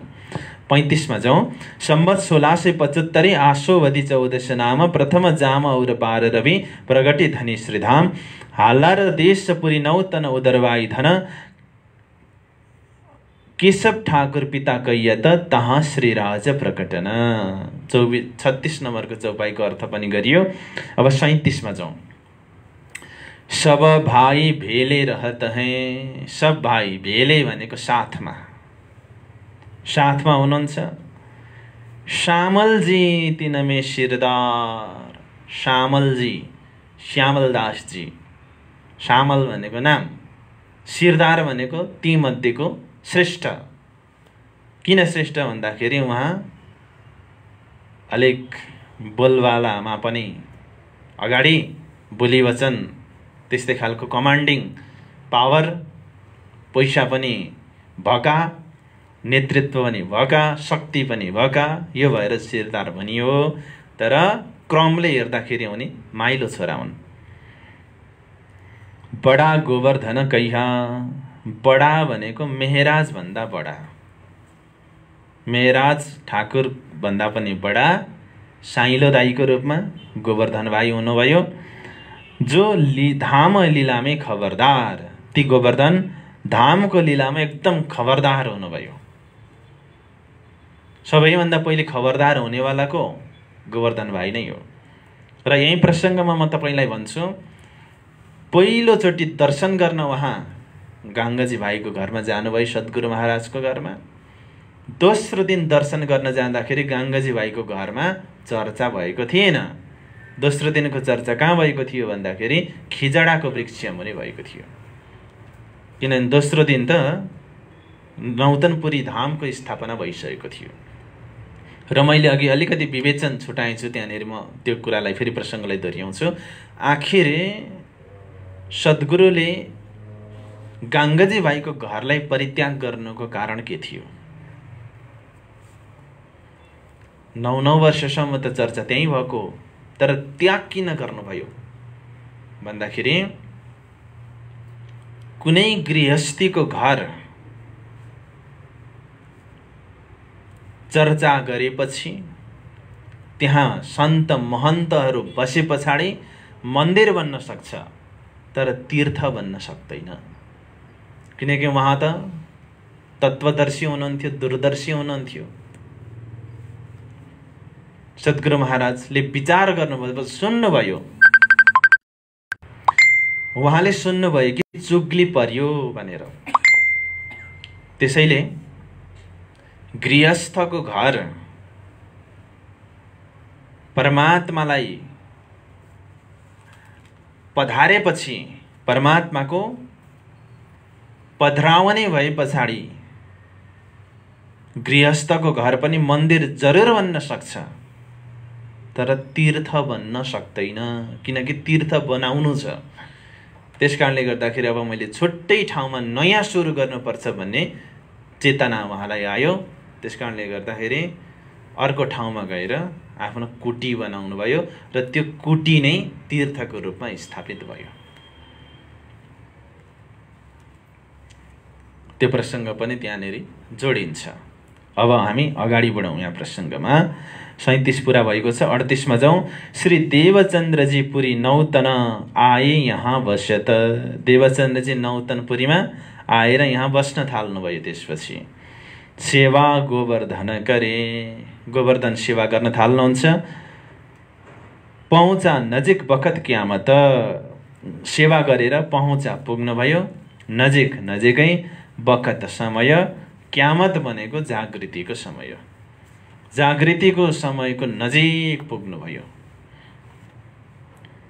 39 मा पहिले मिलाप गोवर्धनका श्री देवचन्द्रजी से, सबैभन्दा पहिली मिलाप गोवर्धनको भयो देवचन्द्रजी महाराजसँग। तहाँ श्री राज के दीदार की, त्यहाँ राज्य महाराजको दर्शनको बातें करे घर में, घरमा आएर राज्य महाराजको स्वयं दर्शन गर्नुभएको कुरा गोवर्धनले गर्नुभयो आफ्नो घरमा। तब कैया गोवर्धनको मोहे ले जाओ तुम, गोवर्धनजी जानुभयो दर्शन गर्नलाई। घरमा आएर त्यो दिव्य लीलाको चर्चा गर्न थाल्नुभयो आफ्नो घरमा।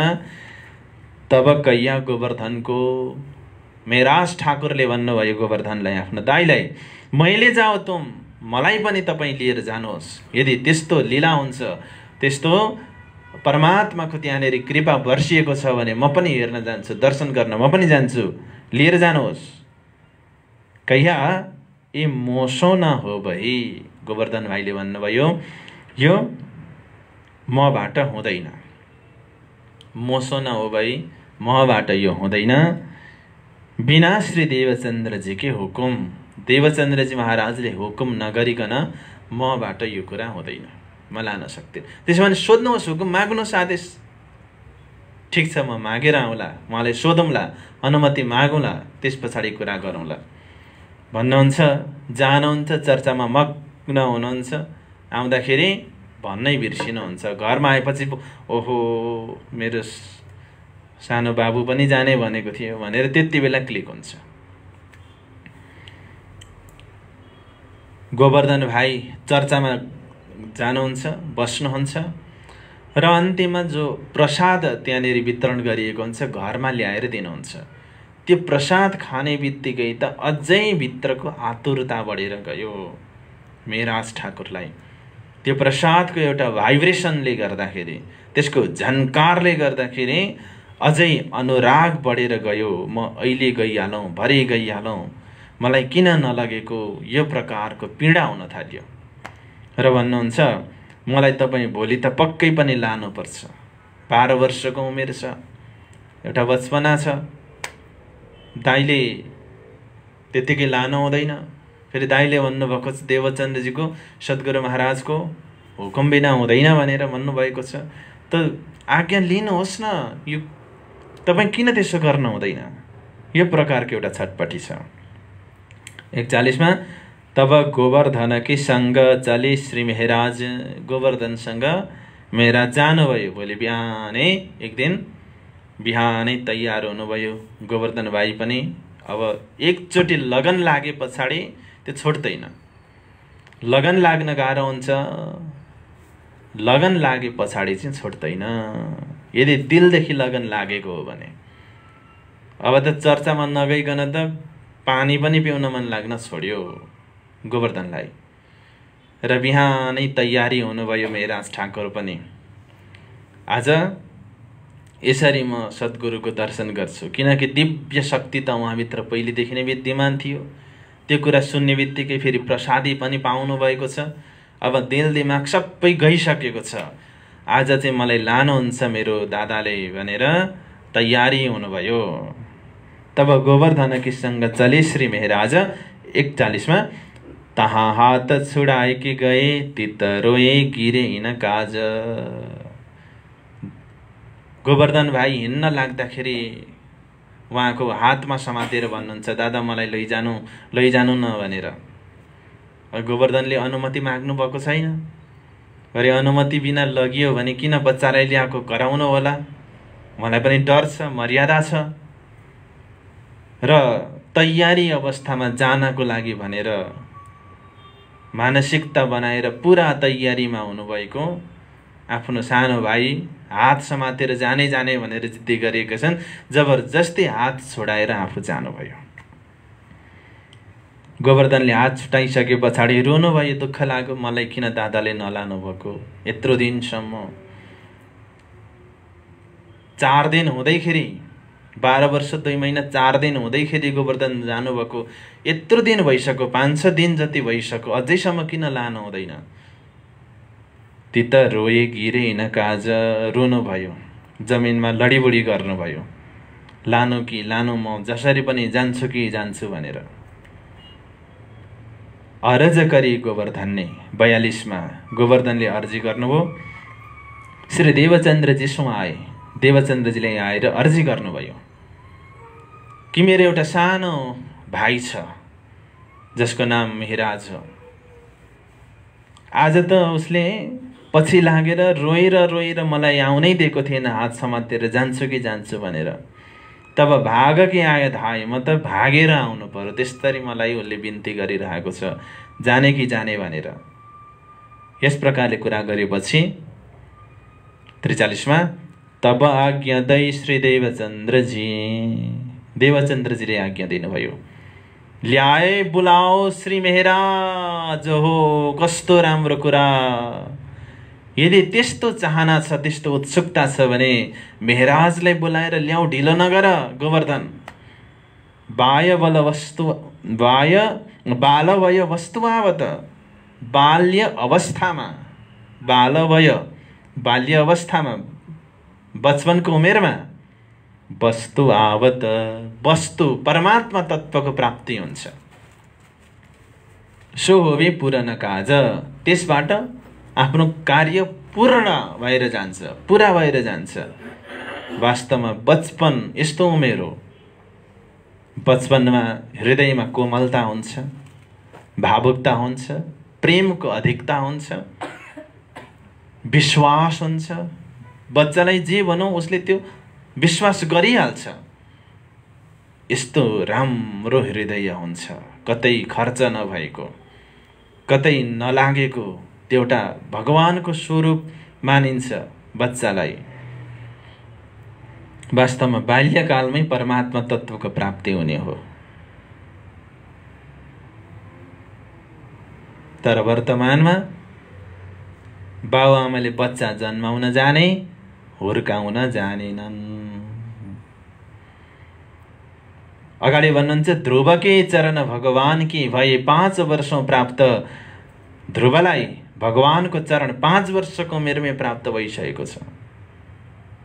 त्यसो वास्ते मेहराजको, त्यसको लागि, त्यसकारण मेहराजलाई आवन देऊ तुम हित, आउन देऊ, उसलाई नरोक। यदि उसले आउन चाहेको हो भने उसलाई नरोक आउन देऊ। 45 तब गोवर्धन मेहराज को लेके चले साथ, तब आए चरणों लगे सिर पर धरे हाथ। बोलो श्री प्राणनाथ प्यारे की, सतगुरु महाराज की। तब गोवर्धन मेहराजको त्यति भए पछाडि गोवर्धनले मेहराजलाई लेके चले साथ, आफ्नो साथमा लिएर जानुभयो। तब आए चरणों लगे, जब गुरुको सामान्यमा मेहराज खडा हुनुभयो, तुरुन्तै गएर चरण पर्नुभयो। देवचन्द्रजी महाराजले, सद्गुरु महाराजले शिर पर धरे हात, शिरमा आफ्नो दुईटै हात राखिदिनु भयो। एउटा ज्ञानको हात राखिदिनु भयो, अर्को प्रेमको हात राखिदिनु भयो। त्यति बेला मेहराजको उमेर कति छ? 12 वर्ष महिना 2, ता उपर भए 10 दिन। 12 वर्ष 2 महिना, ता उपर त्यसमा भए 10 दिन। 10 दिन ज्यादा छ। कति वर्षको उमेरमा मिलाप भएको रहेछ? 12 वर्ष 2 महिना 10 दिनको उमेर हो। 10 दिनको हुँदाखेरि मिलाप भयो पहिलो पटकसम्म। यो मिलाप कसको भयो? मेहराज र देवचन्द्र, संसारको नामबाट। त्यति मात्रैको मिलाप होइन यो इन्द्रावती र सुन्दरबाईको मिलाप हो। यो मिलाप राज्य र श्यामाजीको मिलाप हो। यो मिलाप बुद्धावतार र कल्की अवतारको मिलाप हो। यो मिलाप रुह अल्लाह र इमाम मेहेदीको मिलाप हो।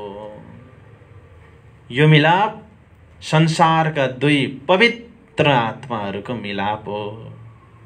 यसरी लिनुपर्छ।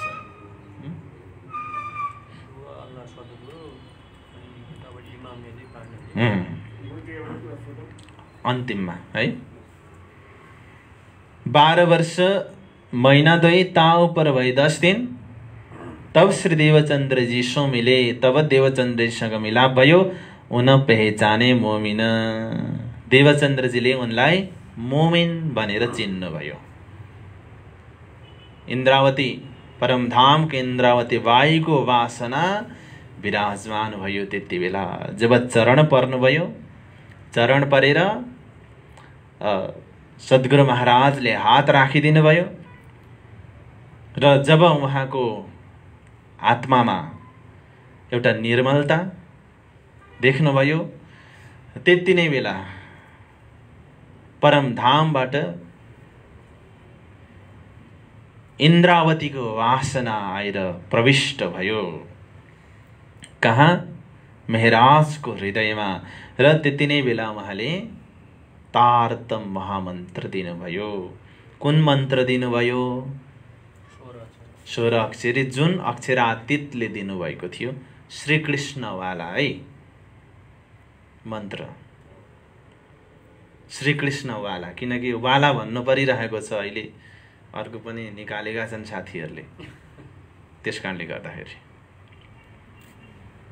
इन्द्रावती जागृत भएको मन्त्र कुन हो? थाहा छ सबैलाई, त्यही हो 16 अक्षरी। त्यस कारणले गर्दा 12 वर्ष महिना 2, ताउ पर भए 10 दिन। तब श्री देवचन्द्र जी सो मिले, उन पहचाने मोमिन। मिलाप श्री देवचन्द्र जी का, सोबत श्री जी साहेब। मिलाप श्री देवचन्द्र जी को, सोबत संगत श्री जी साहेब मामती प्राणजी महाराज र देवचन्द्र जी को मिलाप। कहिलेसम्म? सम्मत 1687 में, सम्मत विक्रम सम्मत 1687 देखि 1712 तरलौं अब 1712 सम्म।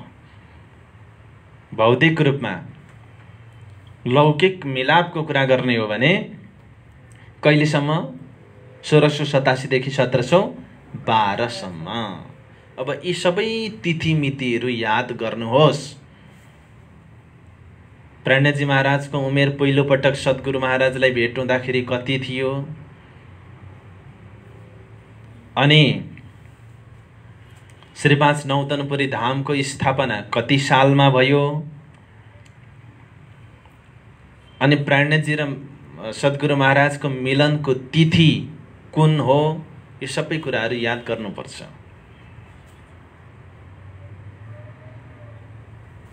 अब मिलापको तिथि आउँदैछ 48 मा, सुन्नुहोस्। सम्वत 1687 विक्रम सम्वतमा माङ्सिर सुदी नवम, मङ्सिरको नवमी तिथिको दिन मिलाप श्री देवचन्द्र महाराजसँग मिलाप भयो।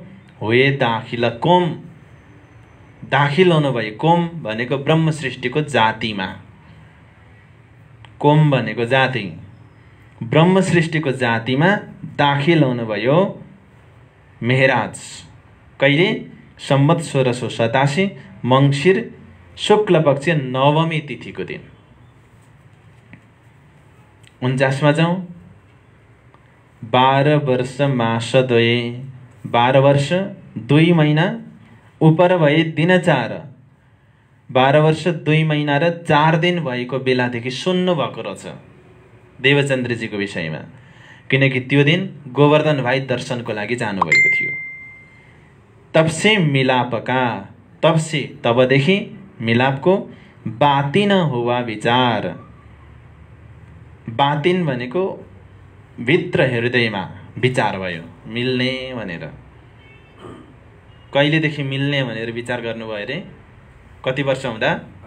12 वर्ष 2 महिना 4 दिन हुँदादेखि मिल्नुपर्छ, सद्गुरुलाई म भेट्छु, उहाँको दर्शन गर्छु भन्ने भावना आयो।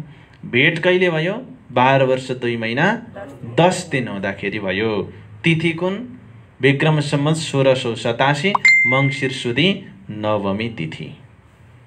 यो कुरामा पक्का हुनुहोस्। र मङ्सिर महिना आउने बित्तिकै नवमी तिथिलाई याद गरिहाल्नुहोस्, यो मिलाप हो भनेर। 50 मा आएके चरणौं लगे तबही दैनिद, आएर चरण लाग्नुभयो तबही त्यति नै बेला निद सम्पत्ति दिनुभयो। Now and there without any delay, कुनै ढिला नगरिकन त्यति नै बेला निद भनेको परमधामको निद दिनुभयो। पहिले त मन्त्र दिनुभयो, मन्त्र प्राप्त गरे पछाडि पुरै 25 पक्ष परमधामको खजना दिनुभयो। तत्तखिन हृदयमिने, त्यति नै बेला हृदयमा आए बैठी जागृत बुद्ध, जागृत बुद्धि आएर हृदयमा सवारी भयो। त्यति नै बेला दुईटै हात राखिदिनुको मतलब के हो? शिरमा एउटा इलमको आवेश र अर्को इशकको आवेश प्रदान गर्नु हो। जब दर्शन गर्नुभयो त्यति नै बेला जागृत बुद्धि इन्द्रावतीको हृदयमा आएर विराजमान भयो। त्यही दिनदेखि अब यो प्रसङ्गलाई उहाँले कलश ग्रन्थ आदिमा बडा सुन्दर ढङ्गबाट राख्नु भएको छ। कर पकर बैठाएके आवेश दियो मोहे अङ्ग, ता दिन थे मेहेर पसरी पल पल चढते रङ्ग। यो सनन्द ग्रन्थमा चौपाई छ, यही चौपाई कलश ग्रन्थमा पनि छ। के भनेर भने कर पकर बैठाएके। यसो कलमहरू यसो चलाउँदै गरे त हुन्थ्यो। कर पकर बैठाएके, हात पक्रेर बसाउनु भयो। जस्तो अब यो चौपाई मैले बाँडीको चौपाई कोट गरेको, त्यसमा कर पकर बैठाएके डट डट डट गर्नुभयो भने ए यसलाई चाहिँ उता अरू चौपाईबाट पनि विवेचन गर्न सकिँदो रहेछ भनेर थाहा हुन्छ। हजुर, त्यो एड्रेस त मलाई याद भएन, तर कलशमा छ। कर पकर बैठाएके आवेश दियो मोही अङ्ग, ता दिन थे दया पसरी पल पल चढत रङ्ग। जुन दिन मेरो हात पक्रिएर मलाई आफ्नो समीपमा मेरो सद्गुरु धनीले बसाउनु भयो, त्यही दिनदेखि नै कृपाको बिउ रोपियो र त्यो पल पलमा बढ्दै बढ्दै गयो, आनन्दानुभूति हुँदै गयो। खासी जान खेडी जिमी जल सिँचिया खसम, भोया बीज वतनका सो उग्या वाही रसम। खासी जान यो बाँडीको चौपाई हो, मैले वित्तको चौपाई बोलेको छुइनँ। बाँडीमा यो प्रसङ्गलाई कसरी व्याख्या गरिएको छ र इन्द्रावतीले परमात्माको कृपालाई कसरी लिनुभएको छ भन्दाखेरि यहाँ एउटा बडा सुन्दर दृष्टान्त राखिएको छ यो चौपाईमा। खासी जान खेडी जिमी जल सिंचिया खसम बोया विज वतनका सो उग्या वाही रसम। खासी जान भनेको खास जानेर, जस्तै एउटा खेती गर्ने तरिकासँग यहाँनिर तुलना गरिएको छ। खेती कस्तो ठाउँमा गरिन्छ भन्दाखेरि मलिलो माटोमा गरिन्छ। खेती गर्नु छ जस्तो पाए त्यस्तै माटोमा रुखा सुक्खामा गएर रोपिँदैन। माटो एकदम उर्वरा युक्त माटोमा खेती गरिन्छ। खासी जाने अनि माटै राम्रो हुनुपर्छ, अनि मात्रै त्यहाँ मलजल गरियो भने त्यसले उत्पादन राम्रो दिन्छ। अब माटो भेट्यो राम्रो खालको भन्दैमा गएर रोपिहाल्दाखेरि त्यसले दिँदैन, त्यसलाई खनजोत गर्नुपर्छ, जल के अरे पानी हाल्नुपर्छ, अनि बिउ रोपिदियो भने त्यो बिउ अनुसारको फल लाग्छ। त्यस्तै खासी जाने, मलाई खास परमधामको सखी इन्द्रावती जानेर खेडी जिमी जोत्नुभयो, यानि कि मेहनत गर्नुभयो मेरो लागि सद्गुरुले। बोया बीज वतनका बिउ रोप्नु, यानि कि परमधामको तारतम ज्ञान रूपी तारतम मन्त्र रूपी बिउ मेरो हृदय रूपी जमिनमा रोपिदिनु भयो।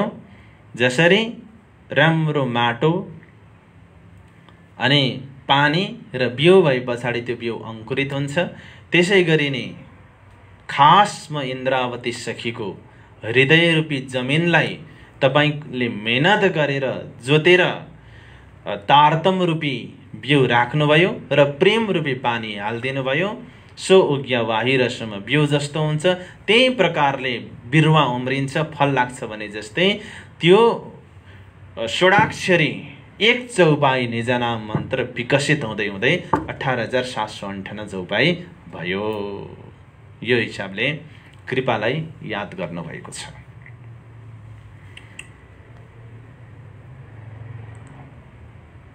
एकाउनमा शाकुण्डल सकुमार ढूँढने की एकान्त होए सुनाई बात।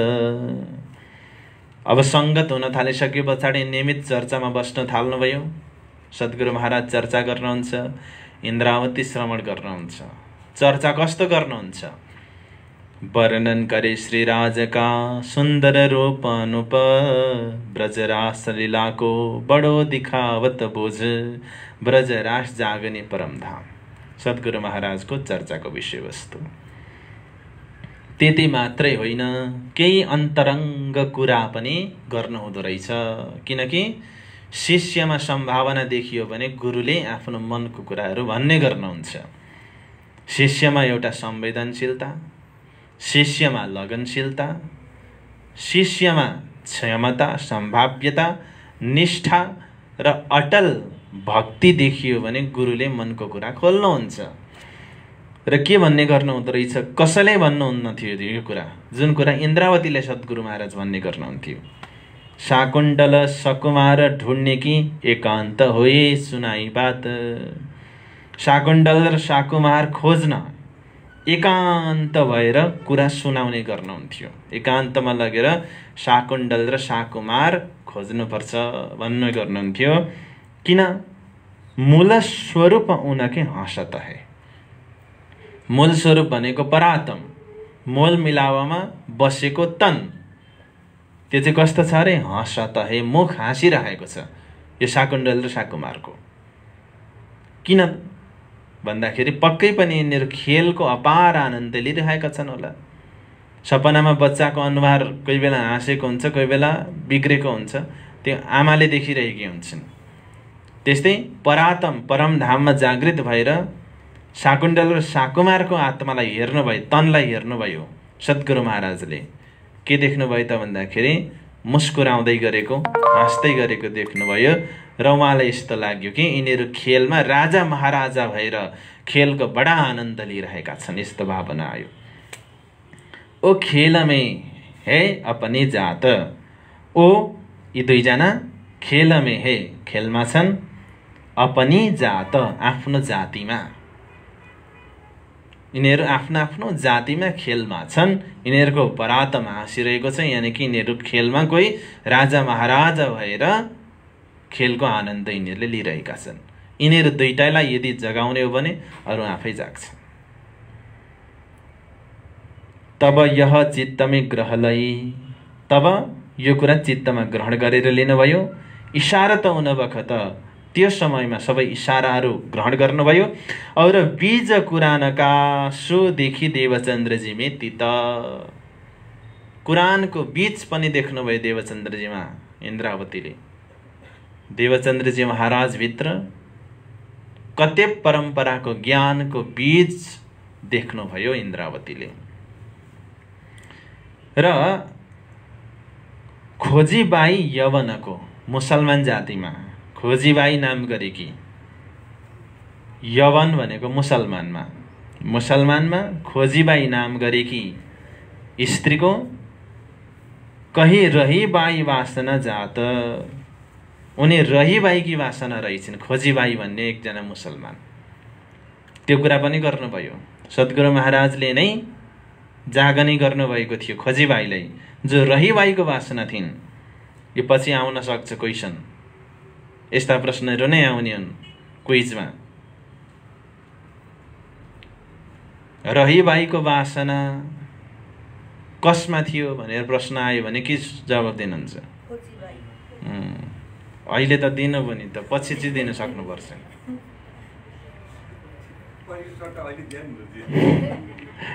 तब पूछी श्रीजी साहेबजी, तब श्रीजी साहेबले सोध्नुभयो खोजीबाई रहीबाई मुसलमान भने पछाडि, क्या इनमें अपनी है बात, कि यो मुसलमान समुदायमा पनि हाम्रो कुरा छ? ब्रह्म सृष्टि मुसलमानमा पनि छन्? त्यति बेला 54मा तब श्री देवचन्द्रजी कया, देवचन्द्रजीले भन्नुभयो यामे कोही कोही वासना जा, यामे यो मुसलमानमा मुस्लिम सम्प्रदायमा कोही कोही एक दुईजना वासना ब्रह्म वासनाहरू पनि छन्, यो कुरा तिमी निश्चयको साथमा जान। और यिनकी कुरानमे, अनि उनीहरूको धर्मशास्त्रको जुन कुरान छ, ग्रन्थ छ, त्यसमा हे अपनी पहिचान, हाम्रो पहिचान छ त्यहाँनिर। प्राणजी महाराजले छत्रसाललाई पनि सम्झाउनु भएको थियो, कुरानमा सद्गुरुको मेरो तिम्रो कुरा लेखिएको छ भनेर पन्नामा सम्झाउनु भएको थियो। यानि कि त्यहाँ कुरानमा के छ त भन्दाखेरि तीनवटा शब्दलाई अन्डरलाइन गरेर राखेको छ। अलफ लाम मिम भन्ने शब्द छ, त्यो रातो मसीले अन्डरलाइन गरेर राखिएको छ। अलफ लाम मिम भनेर त्यसको अर्थ कहिल्यै खुलेको थिएन। इमाम यदि प्राणजी महाराजले खोलाइदिनु भयो त्यसको अर्थ। अलफ भनेको मोहम्मद, लाम भनेको सद्गुरु, मिम भनेको प्राणनाथ इमाम मेहेदी। तीनवटा स्वरूपको नाम लेखिएको भनेर पछि खुलाइदिनु। कुरानमा पनि हाम्रो पहिचान छ। र एउटा दुःख पोख्नु भयो त्यति बेला 55मा सद्गुरुले, हम तो इन कुरान को बहुत किया पढ्न, मैले त कुरान बहुत पढ्ने कोसिस गरेँ, पर जाहिरी लोग जो हमको न देवे लेवन, तर जाहिरी लोग जाहिरी समुदायले लिन दिएन त्यहाँ भित्रको ज्ञान मलाई, त्यो मैले गर्न सकिन, तर तिमीले गर्नु। 56 तुम्हारे आगे कहता हूँ, तिम्रो अगाडि यो भन्दैछु म, यो एकान्तमा भन्नुभएको कुराहरू, यो खिलवत, यो याके वास्ते सब, याके वास्ते भनेको यसको लागि, यो सबै कुरा म यसको लागि भन्दैछु कि ए बात तुमसे होएगी, यो कुरा त तिमीबाट हुन्छ भन्ने आशाले मैले तिमीलाई भनेको, जो मैले गर्न सकिन त्यो तिमीले गर्न सक्छौ भनेर। लीला आगे होइ, जब जब अगाडि लीला हुनेछ नि तिमीबाट त्यो कुरा हुन सक्छ भनेर मैले तिमीलाई भनेको हो। 57मा और इशारते कही धाम की, धामका इशाराहरू भन्नुभयो एकान्तमा। कसले? सद्गुरु महाराजले मेहराजलाई, इन्द्रावतीलाई। सो सुनकी ग्रहलाई तब त्यो सुनेर ग्रहलाई ग्रहण गरेर लिनुभयो। बीज मात्र यिन लीलाको। बीज मात्र यिन लीलाको भनेको यो सम्पूर्ण लीलाको बीज रूप। बीज मात्र भनेको त्यो सबै लीला मध्येबाट थोरै मात्रै भनेको होइन। बीज मात्र यिन लीलाको भन्दा गलत अर्थ लाग्न सक्छ। त्यत्रो लीलाको थोरै मात्रै लिनुभएछ भनेको होइन, त्यो सबै लीलाको बीज रूप लिनुभयो। धेरैबाट थोरै लिएको होइन, थोरैमा धेरै लिएको। के अरे? धेरैबाट थोरै लिएको होइन, थोरैमा धेरै लिएको। यसरी बुझ्नु है यो चौपाइलाई। बीज मात्र यिन लीलाको सो पायो उस बखत सब।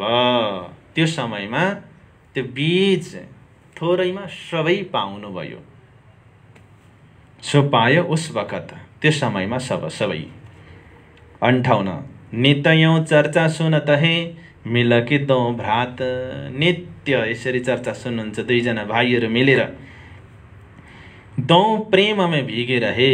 यी दुईजनै प्रेममा मस्त छन्। भिगे रहे भनेको भिजेका छन्, डुबेका छन् दुईजनै प्रेममा। को दुईजना?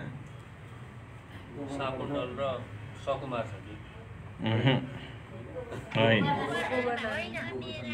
हो गोवर्धन भाइ र मेहराज ठाकुर। दो त्यो एकान्तमा भएको सक्यो चौपाइहरू। अब यता प्रसङ्ग आउँदैछ। अब नित्यौं चर्चा सुनत हे, दुईजना नित्य चर्चा सुन्छन्। मिलके दो भ्रात भनेको भाइहरू, दुई भाइहरू। दो प्रेममा भिगे रहे, प्रेममा अलमस्त मग्न छन् दुईजनै। करे मूल निशवत विख्यात। करे गर्दछन्, मूल निशवत मूल सम्बन्ध, विख्यात वर्णन। दुईजना मूल सम्बन्धको वर्णन गर्छन्। अब दुईजना भाइहरू मिलेकै छन्। आखिरी अब उनीलाई के को डर? घर से चले दो मिलके। दुईजना घरबाट मिलेर दाजुभाइ जान्छन्। आवे मिलकर साथ, मिलेर साथमा आउँछन्। बाँध्यो चित्त अति हेतसौँ। चित्त बाँधेको छ अति हेतसौँ भनेको प्रेमसँग। दो नाते की बात। यो के रहेछ? दुईटा नाताको कुरा रहेछ। बडा मिठो चौपाइ छ यो 59। बाँध्यो चित्त अति हेतसौँ दो नाते की बात। दुईटा नाताको कुरा हो यो। कुन नाता? लौकिक नाता र पारलौकिक नाता। लौकिक नाता संसारको नाताले भाइ भाइ, परमधामको नाताले बाई बाई। दुईटा नाता। के अरे? संसारको नाताले भाइ भाइ, परमधामको नाता बाई भनेको के? बाई बाई हो होइन, सखी भनेको भाइ भनेको। परमधामको सखी सखी, संसारको दाजुभाइ। दुईटा नाता।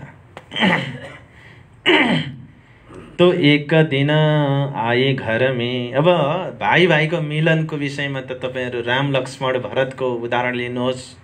राम र लक्ष्मणको तिहारमा देउसी खेल्दाखेरि आशीर्वाद दिँदाखेरि पनि राम लक्ष्मण जस्तै हुन्, यो घरका दाजुभाइ भन्छन् कि भन्दैनन्? छोरामा हुन् यही घरका राम र लक्ष्मण समान, छोरीमा हुन् यही घरका सीता र सरस्वती समान भनेर आशीर्वाद दिन्छ। भाइ भाइको प्रेममा राम लक्ष्मणको उदाहरण। एक दिन रावणले रामलाई भन्यो मर्ने बेलामा। के भन्यो भन्दाखेरि, राम तिमीलाई पनि थाहा छ, मलाई पनि थाहा छ, धनमा, विद्यामा, शक्तिमा, ऐश्वर्यमा सबैमा तिमी म भन्दा सानो छौ। म जति सम्पन्न तिमी छैनौ। चाहे बलमा भनौ, चाहे धनमा भनौ, चाहे विद्यामा भनौ, चाहे ऐश्वर्यमा भनौ, तै पनि तिमीले जित्यौ, मैले हारेँ। किन थाहा छ तिमीलाई? किनकि तिमीसँग तिम्रो भाइ थियो, मेरो भाइ त मसँग द्रोह गरेर दुश्मनसँग गएर मिलेको थियो, त्यसकारणले गर्दाखेरि मैले हारेँ, तिमीले जित्यौ। त्यसैले कविहरूले भनेका छन्, किसी पेट का कटने का किस्सा न होता अगर कुल्हाड़ी के पीछे लकड़ी का हिस्सा न होता। कुल्हाड़ी भनेको वनचरो क्या। किसी पेट के कटने का किस्सा न होता अगर कुल्हाड़ी के पीछे लकड़ी का हिस्सा न होता भनेको कुनै पनि रुखहरू काटिँदैन थियो होला यदि वनचरोमा बिँड हुने थिएन भने। के अरे वनचरोमा बिँड के को हुन्छ? त्यही लकडीकै हुन्छ। यदि त्यो वनचरोमा त्यो बिँड चाहिँ थिएनन् भने रुख त काटिँदैन थियो नि। त्यसैले आफूलाई यदि डुबाउँछ भने आफ्नाले नै डुबाउँछन्। हमें तो अपनों ने लूटा गैरों में कहाँ दम था, हमें तो अपनों ने लूटा गैरों में कहाँ दम था, मेरी किस्ती थी डुबी वहाँ जहाँ पानी कम था। त्यस्तै हो। अब अगाडि बढौँ। दाजुभाइको प्रेमको यहाँनिर सम्बन्धको चर्चा गर्नुहोस्। गोवर्धन भाइ र मेहराजको सम्बन्धलाई लिएर अब अगाडि बढौँ। 59 में जाऊँ। तो एक दिन आए घरमा एक दिन आएछन्। को? दुईजना मिलेर जान्छन्, मिलेर आउँछन्। बडा भाइ गर्दै स्नान। बडा भाइ भनेको श्यामलजी स्नान गर्दै रहेछन्, नुहाउँदै रहेछन् दिनको समयमा। अब भनेछन्, कहिया तुम बिगडे दो भाइ, भए काम काज से जान। यी दुईजना बिग्रेका हेर न, तिमीहरू बिग्रियौ दुईजना, काम काज केही छैन। एउटा गुरु भनेको छ, बिहान पनि त्यसैकोमा, बेलुका पनि त्यसैकोमा, तिमीहरू दुईटा बिग्र्यौ। 61 में सो सोबत गंगा से और गुरु सोबत दोनों को निकाले सर से तब तुम सुध्रो है त। उनले के भनेछन् भने यिनीहरू बिग्रिन् त गाङ्गजी भाइ, अनि त्यो गाङ्गजी भाइकोमा बस्ने गुरु, यी दुईटाले गर्दाखेरि यिनीहरू बिग्रेका हुन्। दुईटैलाई सहरबाट निकाल्दिने हो भने अनि यिनीहरू सुध्रिन्छन् भनेर प्याच्चै भने श्यामलदासजीले। तब गुस्से होए दौडे मार्ने मिलके भाइ दोए, छिपाए माता ने घर में। दुईजना रिसले अब चाहिँ मारिदिन्छु भनेर गएका थिए दुईजना दाइलाई है। छिपाए माता ने घर में, घरमा आमाले लुकाउनु भयो श्यामलदासजीलाई। लु यिनीहरूले मार्छन् अब, लुक भाइ भनेर लुकाउनु भयो, बचाउनु भयो। आए पिता ने सुनी सोए, पिताले आएर सुन्नुभयो। त्यसकारण के भनिन्छ भने बरु आफ्नो निन्दा सुन्नु तर गुरु निन्दा नसुन्नु भनेको। गुरु निन्दा सुन्यौ भने कि त बोल्दै गरेको जिब्रो थुत्तिनु या त कान थुनेर बस्नु, तर सुन्न चाहिँ नसुन्नु गुरुको निन्दा भनेको छ।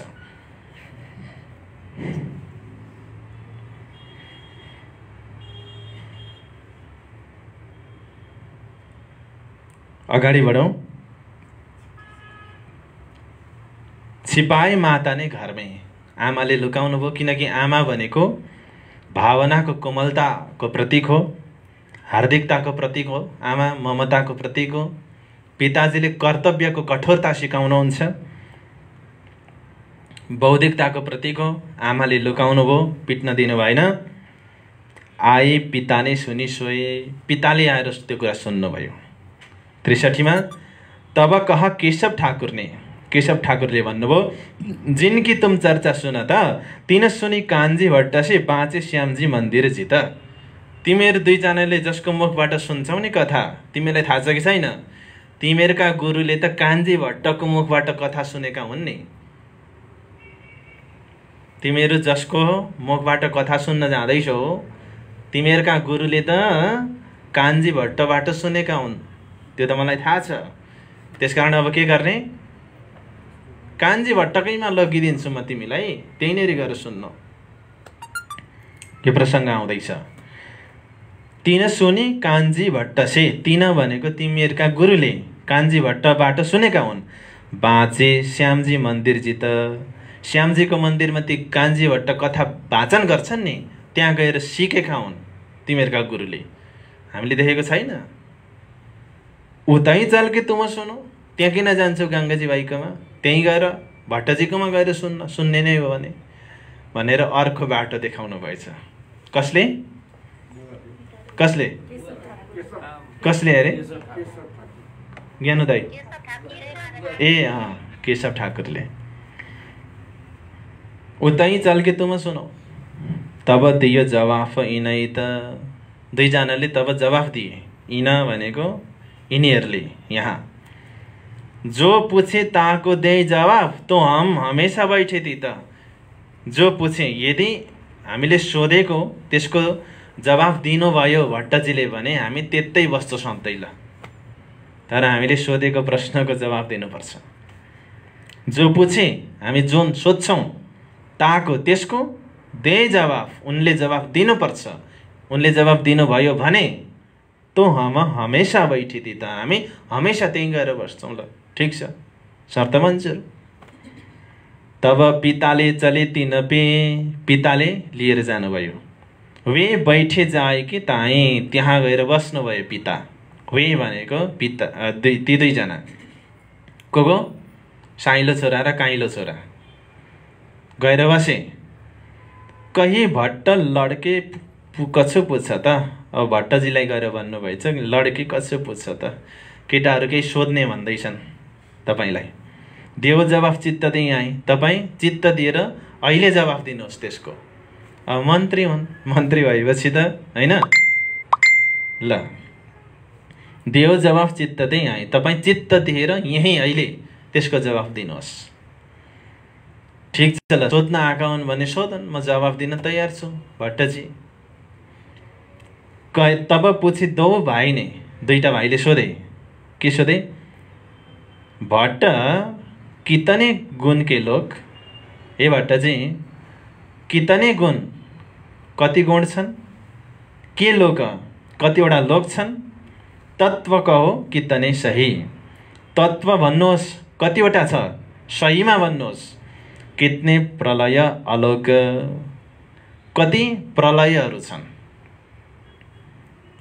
र कुन कुन लोकहरू प्रलयमा नाश हुन्छन्, कतिवटा प्रलय छन् त्यो भन्नुहोस्।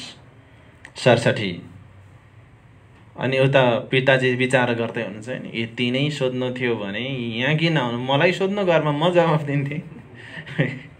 यति नै सोध्ने हो भने। भट्टजी अब बडा कन्फिडेन्टको साथमा जवाफ दिनुहुन्छ। हेर्नुहोस् जवाफ दिने तरिका। 3 गुण ती चौथो गुण नै, 3 गुण भन्दा चौथो गुण छँदै छैन। 5 अति छठौं तत्व नभए 5 भन्दा 6वटा तत्व त छँदै छैन। 14 ते लोक नै 15मौं, 14 भन्दा 1 बढी पनि छैन, 15 छँदै छैन। और प्रलय 4 छ त, 4 प्रकारका प्रलय छन्, यो कुरा सत्य हो भनेर जवाफ दिनुभयो भट्टजीले। सोध्दै हुनुहुन्छ, पिताजी उताबाट हेरिरहनु भएको छ। तो कहो पार ब्रह्म रूप जो सो रहे त कौन ठौर? ए त्यसो भने भन्नुहोस्, पार ब्रह्म जो स्वरूप हुनुहुन्छ नि उहाँ कहाँ हुनुहुन्छ? यति भन्दाखेरि चाहिँ केटाहरूले केही सिकेका रहेछन् है, ठिकै सोध्दैछन् है भन्दैछन् पिताजी छेउमा बसेर। कही भन्नुभयो क्षीर समुद्र अव्यय बट पर। क्षीर समुद्रको अव्यय भनेको अविनाशी, बट पर वृक्षमा रही अंगुष्ठ मात्र न और, अंगुष्ठ मात्र भएर पारब्रह्म रहन्छन् प्रलयको समयमा, अरूतिर कतै पनि हुँदैनन्। क्षीर सागरको अव्यय बटमा बस्छन्।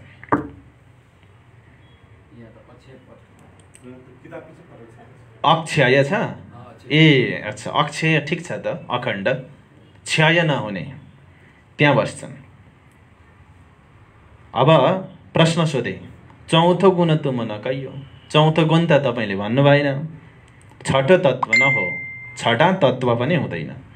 लोक कहियो नै 15मौं, 15मा लोक नै हुँदैन। रहे कौन ठाउँ र भव सोए, त्यसो भने कुन ठाउँमा रहन्छन् त? त्यो क्षीरसागर चाहिँ कहाँनेरि छ त? 14 भन्दा 15 लोकै छैन, 3 भन्दा 4 गुणै छैन, 5 भन्दा 6 तत्त्वै छैन भने प्रलय 4 हुन्छ, सबै नाश हुन्छ भने त्यो क्षीरसागर चाहिँ कहाँ रहन्छ त? त्यो बताउनुहोस्। त्यहाँको अव्यय वृक्ष कसरी रह्यो त्यो बताउनुहोस्। तब भट्टकी सुध बुध गई। यो प्रश्नले भट्टजीको शुद्धि बुद्धि सबै गयो। यो त मैले सोचेकै थिएन त। कहीं ये जवाब ब्रह्मा से नभए, अब विद्वानको त अर्कै हुन्छ नि त भाषा। यो प्रश्न ब्रह्माजीले पनि दिन सक्नुहुँदैन, मैले कसरी जवाब दिन सक्छु? तब कहीं तहाँ पिताने। अनि उनीहरूले भने त्यस्तो नभन्नुहोस्, रोक्नुहोस् भट्टजी, ब्रह्माजीले आक्षेप नलाउनुहोस्, हामी भन्छौँ, अब हाम्रो सुन्नुहोस् भनेर दुईजनाले सुनाए भट्टजीलाई। त्यो देखे पछाडि होइन केटाहरूलाई नसकिने रहेछ। तब कहीं तहाँ पिताने, पिताले भन्नुभयो तुम्हारे चित्त आवे करो सोए, जो चित्तमा आउँछ त्यही गर, अब मैले छोड्दिएँ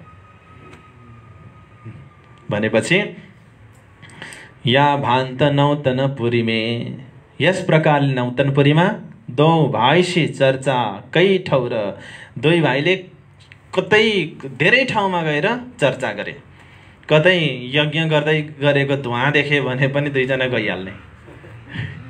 ल पण्डितजी बसौँ हामी चर्चा गर्न, हामी प्रश्न सोध्छौँ, तपाईँ जवाब दिनुहोस्। अब त पुरोहित पण्डितहरू कोही छेउ पर्नै छोडे। दुईटा छन् मन्त्रीका छोरा, ती आए पछाडि यिनीहरूले अभर पार्छन् भनेर। सो बित्त कहाँ लो कहूँ, त्यो बित्त कहाँसम्म भनौँ, भयो प्रेम दोमे जोर। दुईटामा बडा प्रेम भयो दुईजनामा। वर्ष 24 मास 10 उपर भए 5 दिन, तहालो सोबत रहे बीच गिरो मोमिना। सद्गुरु महाराजसँग कति समय इन्द्रावती बस्न पाउनुभयो? वर्ष 24 मास 10 उपर भए 5 दिन, तहालो सोबत रहे बीच गिरोह मोमिन। 24 वर्ष 10 महिना 5 दिनसम्म तहाँसम्म सोबत रहे, सङ्गतमा रहनुभयो। को सङ्गतमा रहनुभयो? इन्द्रावती सद्गुरु महाराजको सङ्गतमा रहनुभयो। बीच गिरोह मोमिन, बीचमा गिरोह जमात, मोमिनको जमातमा सद्गुरु रहनुभयो। इन्द्रावतीको उमेर 24 वर्ष 10 महिना 5 दिन हुँदासम्म, यानि कि 1687 देखि 1712 सम्म। सम्मत 1712 उत्तरी सद्गुरु महाराजको धामगमनको तिथि सम्मत 1712 उत्तरी भादौ मास उज्यालो पख। 1712 भदौ महिना उज्यालो पख भनेको शुक्ल पक्ष, चतुर्दशी बुधबारको दिन हुए द्रष्टे अलख। हुए द्रष्टे भनेको दृष्टिबाट, अलख भनेको अन्तर्ध्यान, यानी कि सद्गुरु महाराजको अन्तर्ध्यान भयो। रहे लौकिक काममे, इन्द्रावतीको कुरा, अब मेराज ठाकुरको कुरा। रहे लौकिक काममे, लौकिक काममा रहनुभयो। थे बजिर के कामदार, बजिर भनेको मन्त्री, मन्त्रीको कामदार, मन्त्रीको रूपमा कामदार हुनुहुन्थ्यो। लौकिक थे जुदे हुए, लौकिकबाट जुदा रहनुभयो। पछि गएर रहे तरफ परवरदिगार राज्य परमात्मा तर्फ सन्मुख रहनुभयो। त्यसपछि मामतकै ए साथजी, मामती भन्नुहुन्छ ए साथजी, जिन पर हुआ म्याराज, जिन पर जसलाई हुआ म्याराज दर्शन भयो। सो खासल खासौँ मतै, त्यो त खासल खास ब्रह्म सृष्टिको जमात हो। तन मार डार त हक्क काज, ती ब्रह्म सृष्टिले तन आफ्नो तनलाई मार डार त मारिदिए, हक्क काज हक्कको कार्यको लागि। बोलो श्री प्राणनाथ प्यारे के। श्री मामतीकै साथजी, जिन पर हुआ म्याराज, सो खासल खासौँ मत है, तन मार डार त हक्क काज, तन मार डार त हक्क काज। बोलो श्री प्राणनाथ प्यारे की। पिया तुम तैसी की जियो मैं अर्ज करूं मेरे पियो जी हम जैसे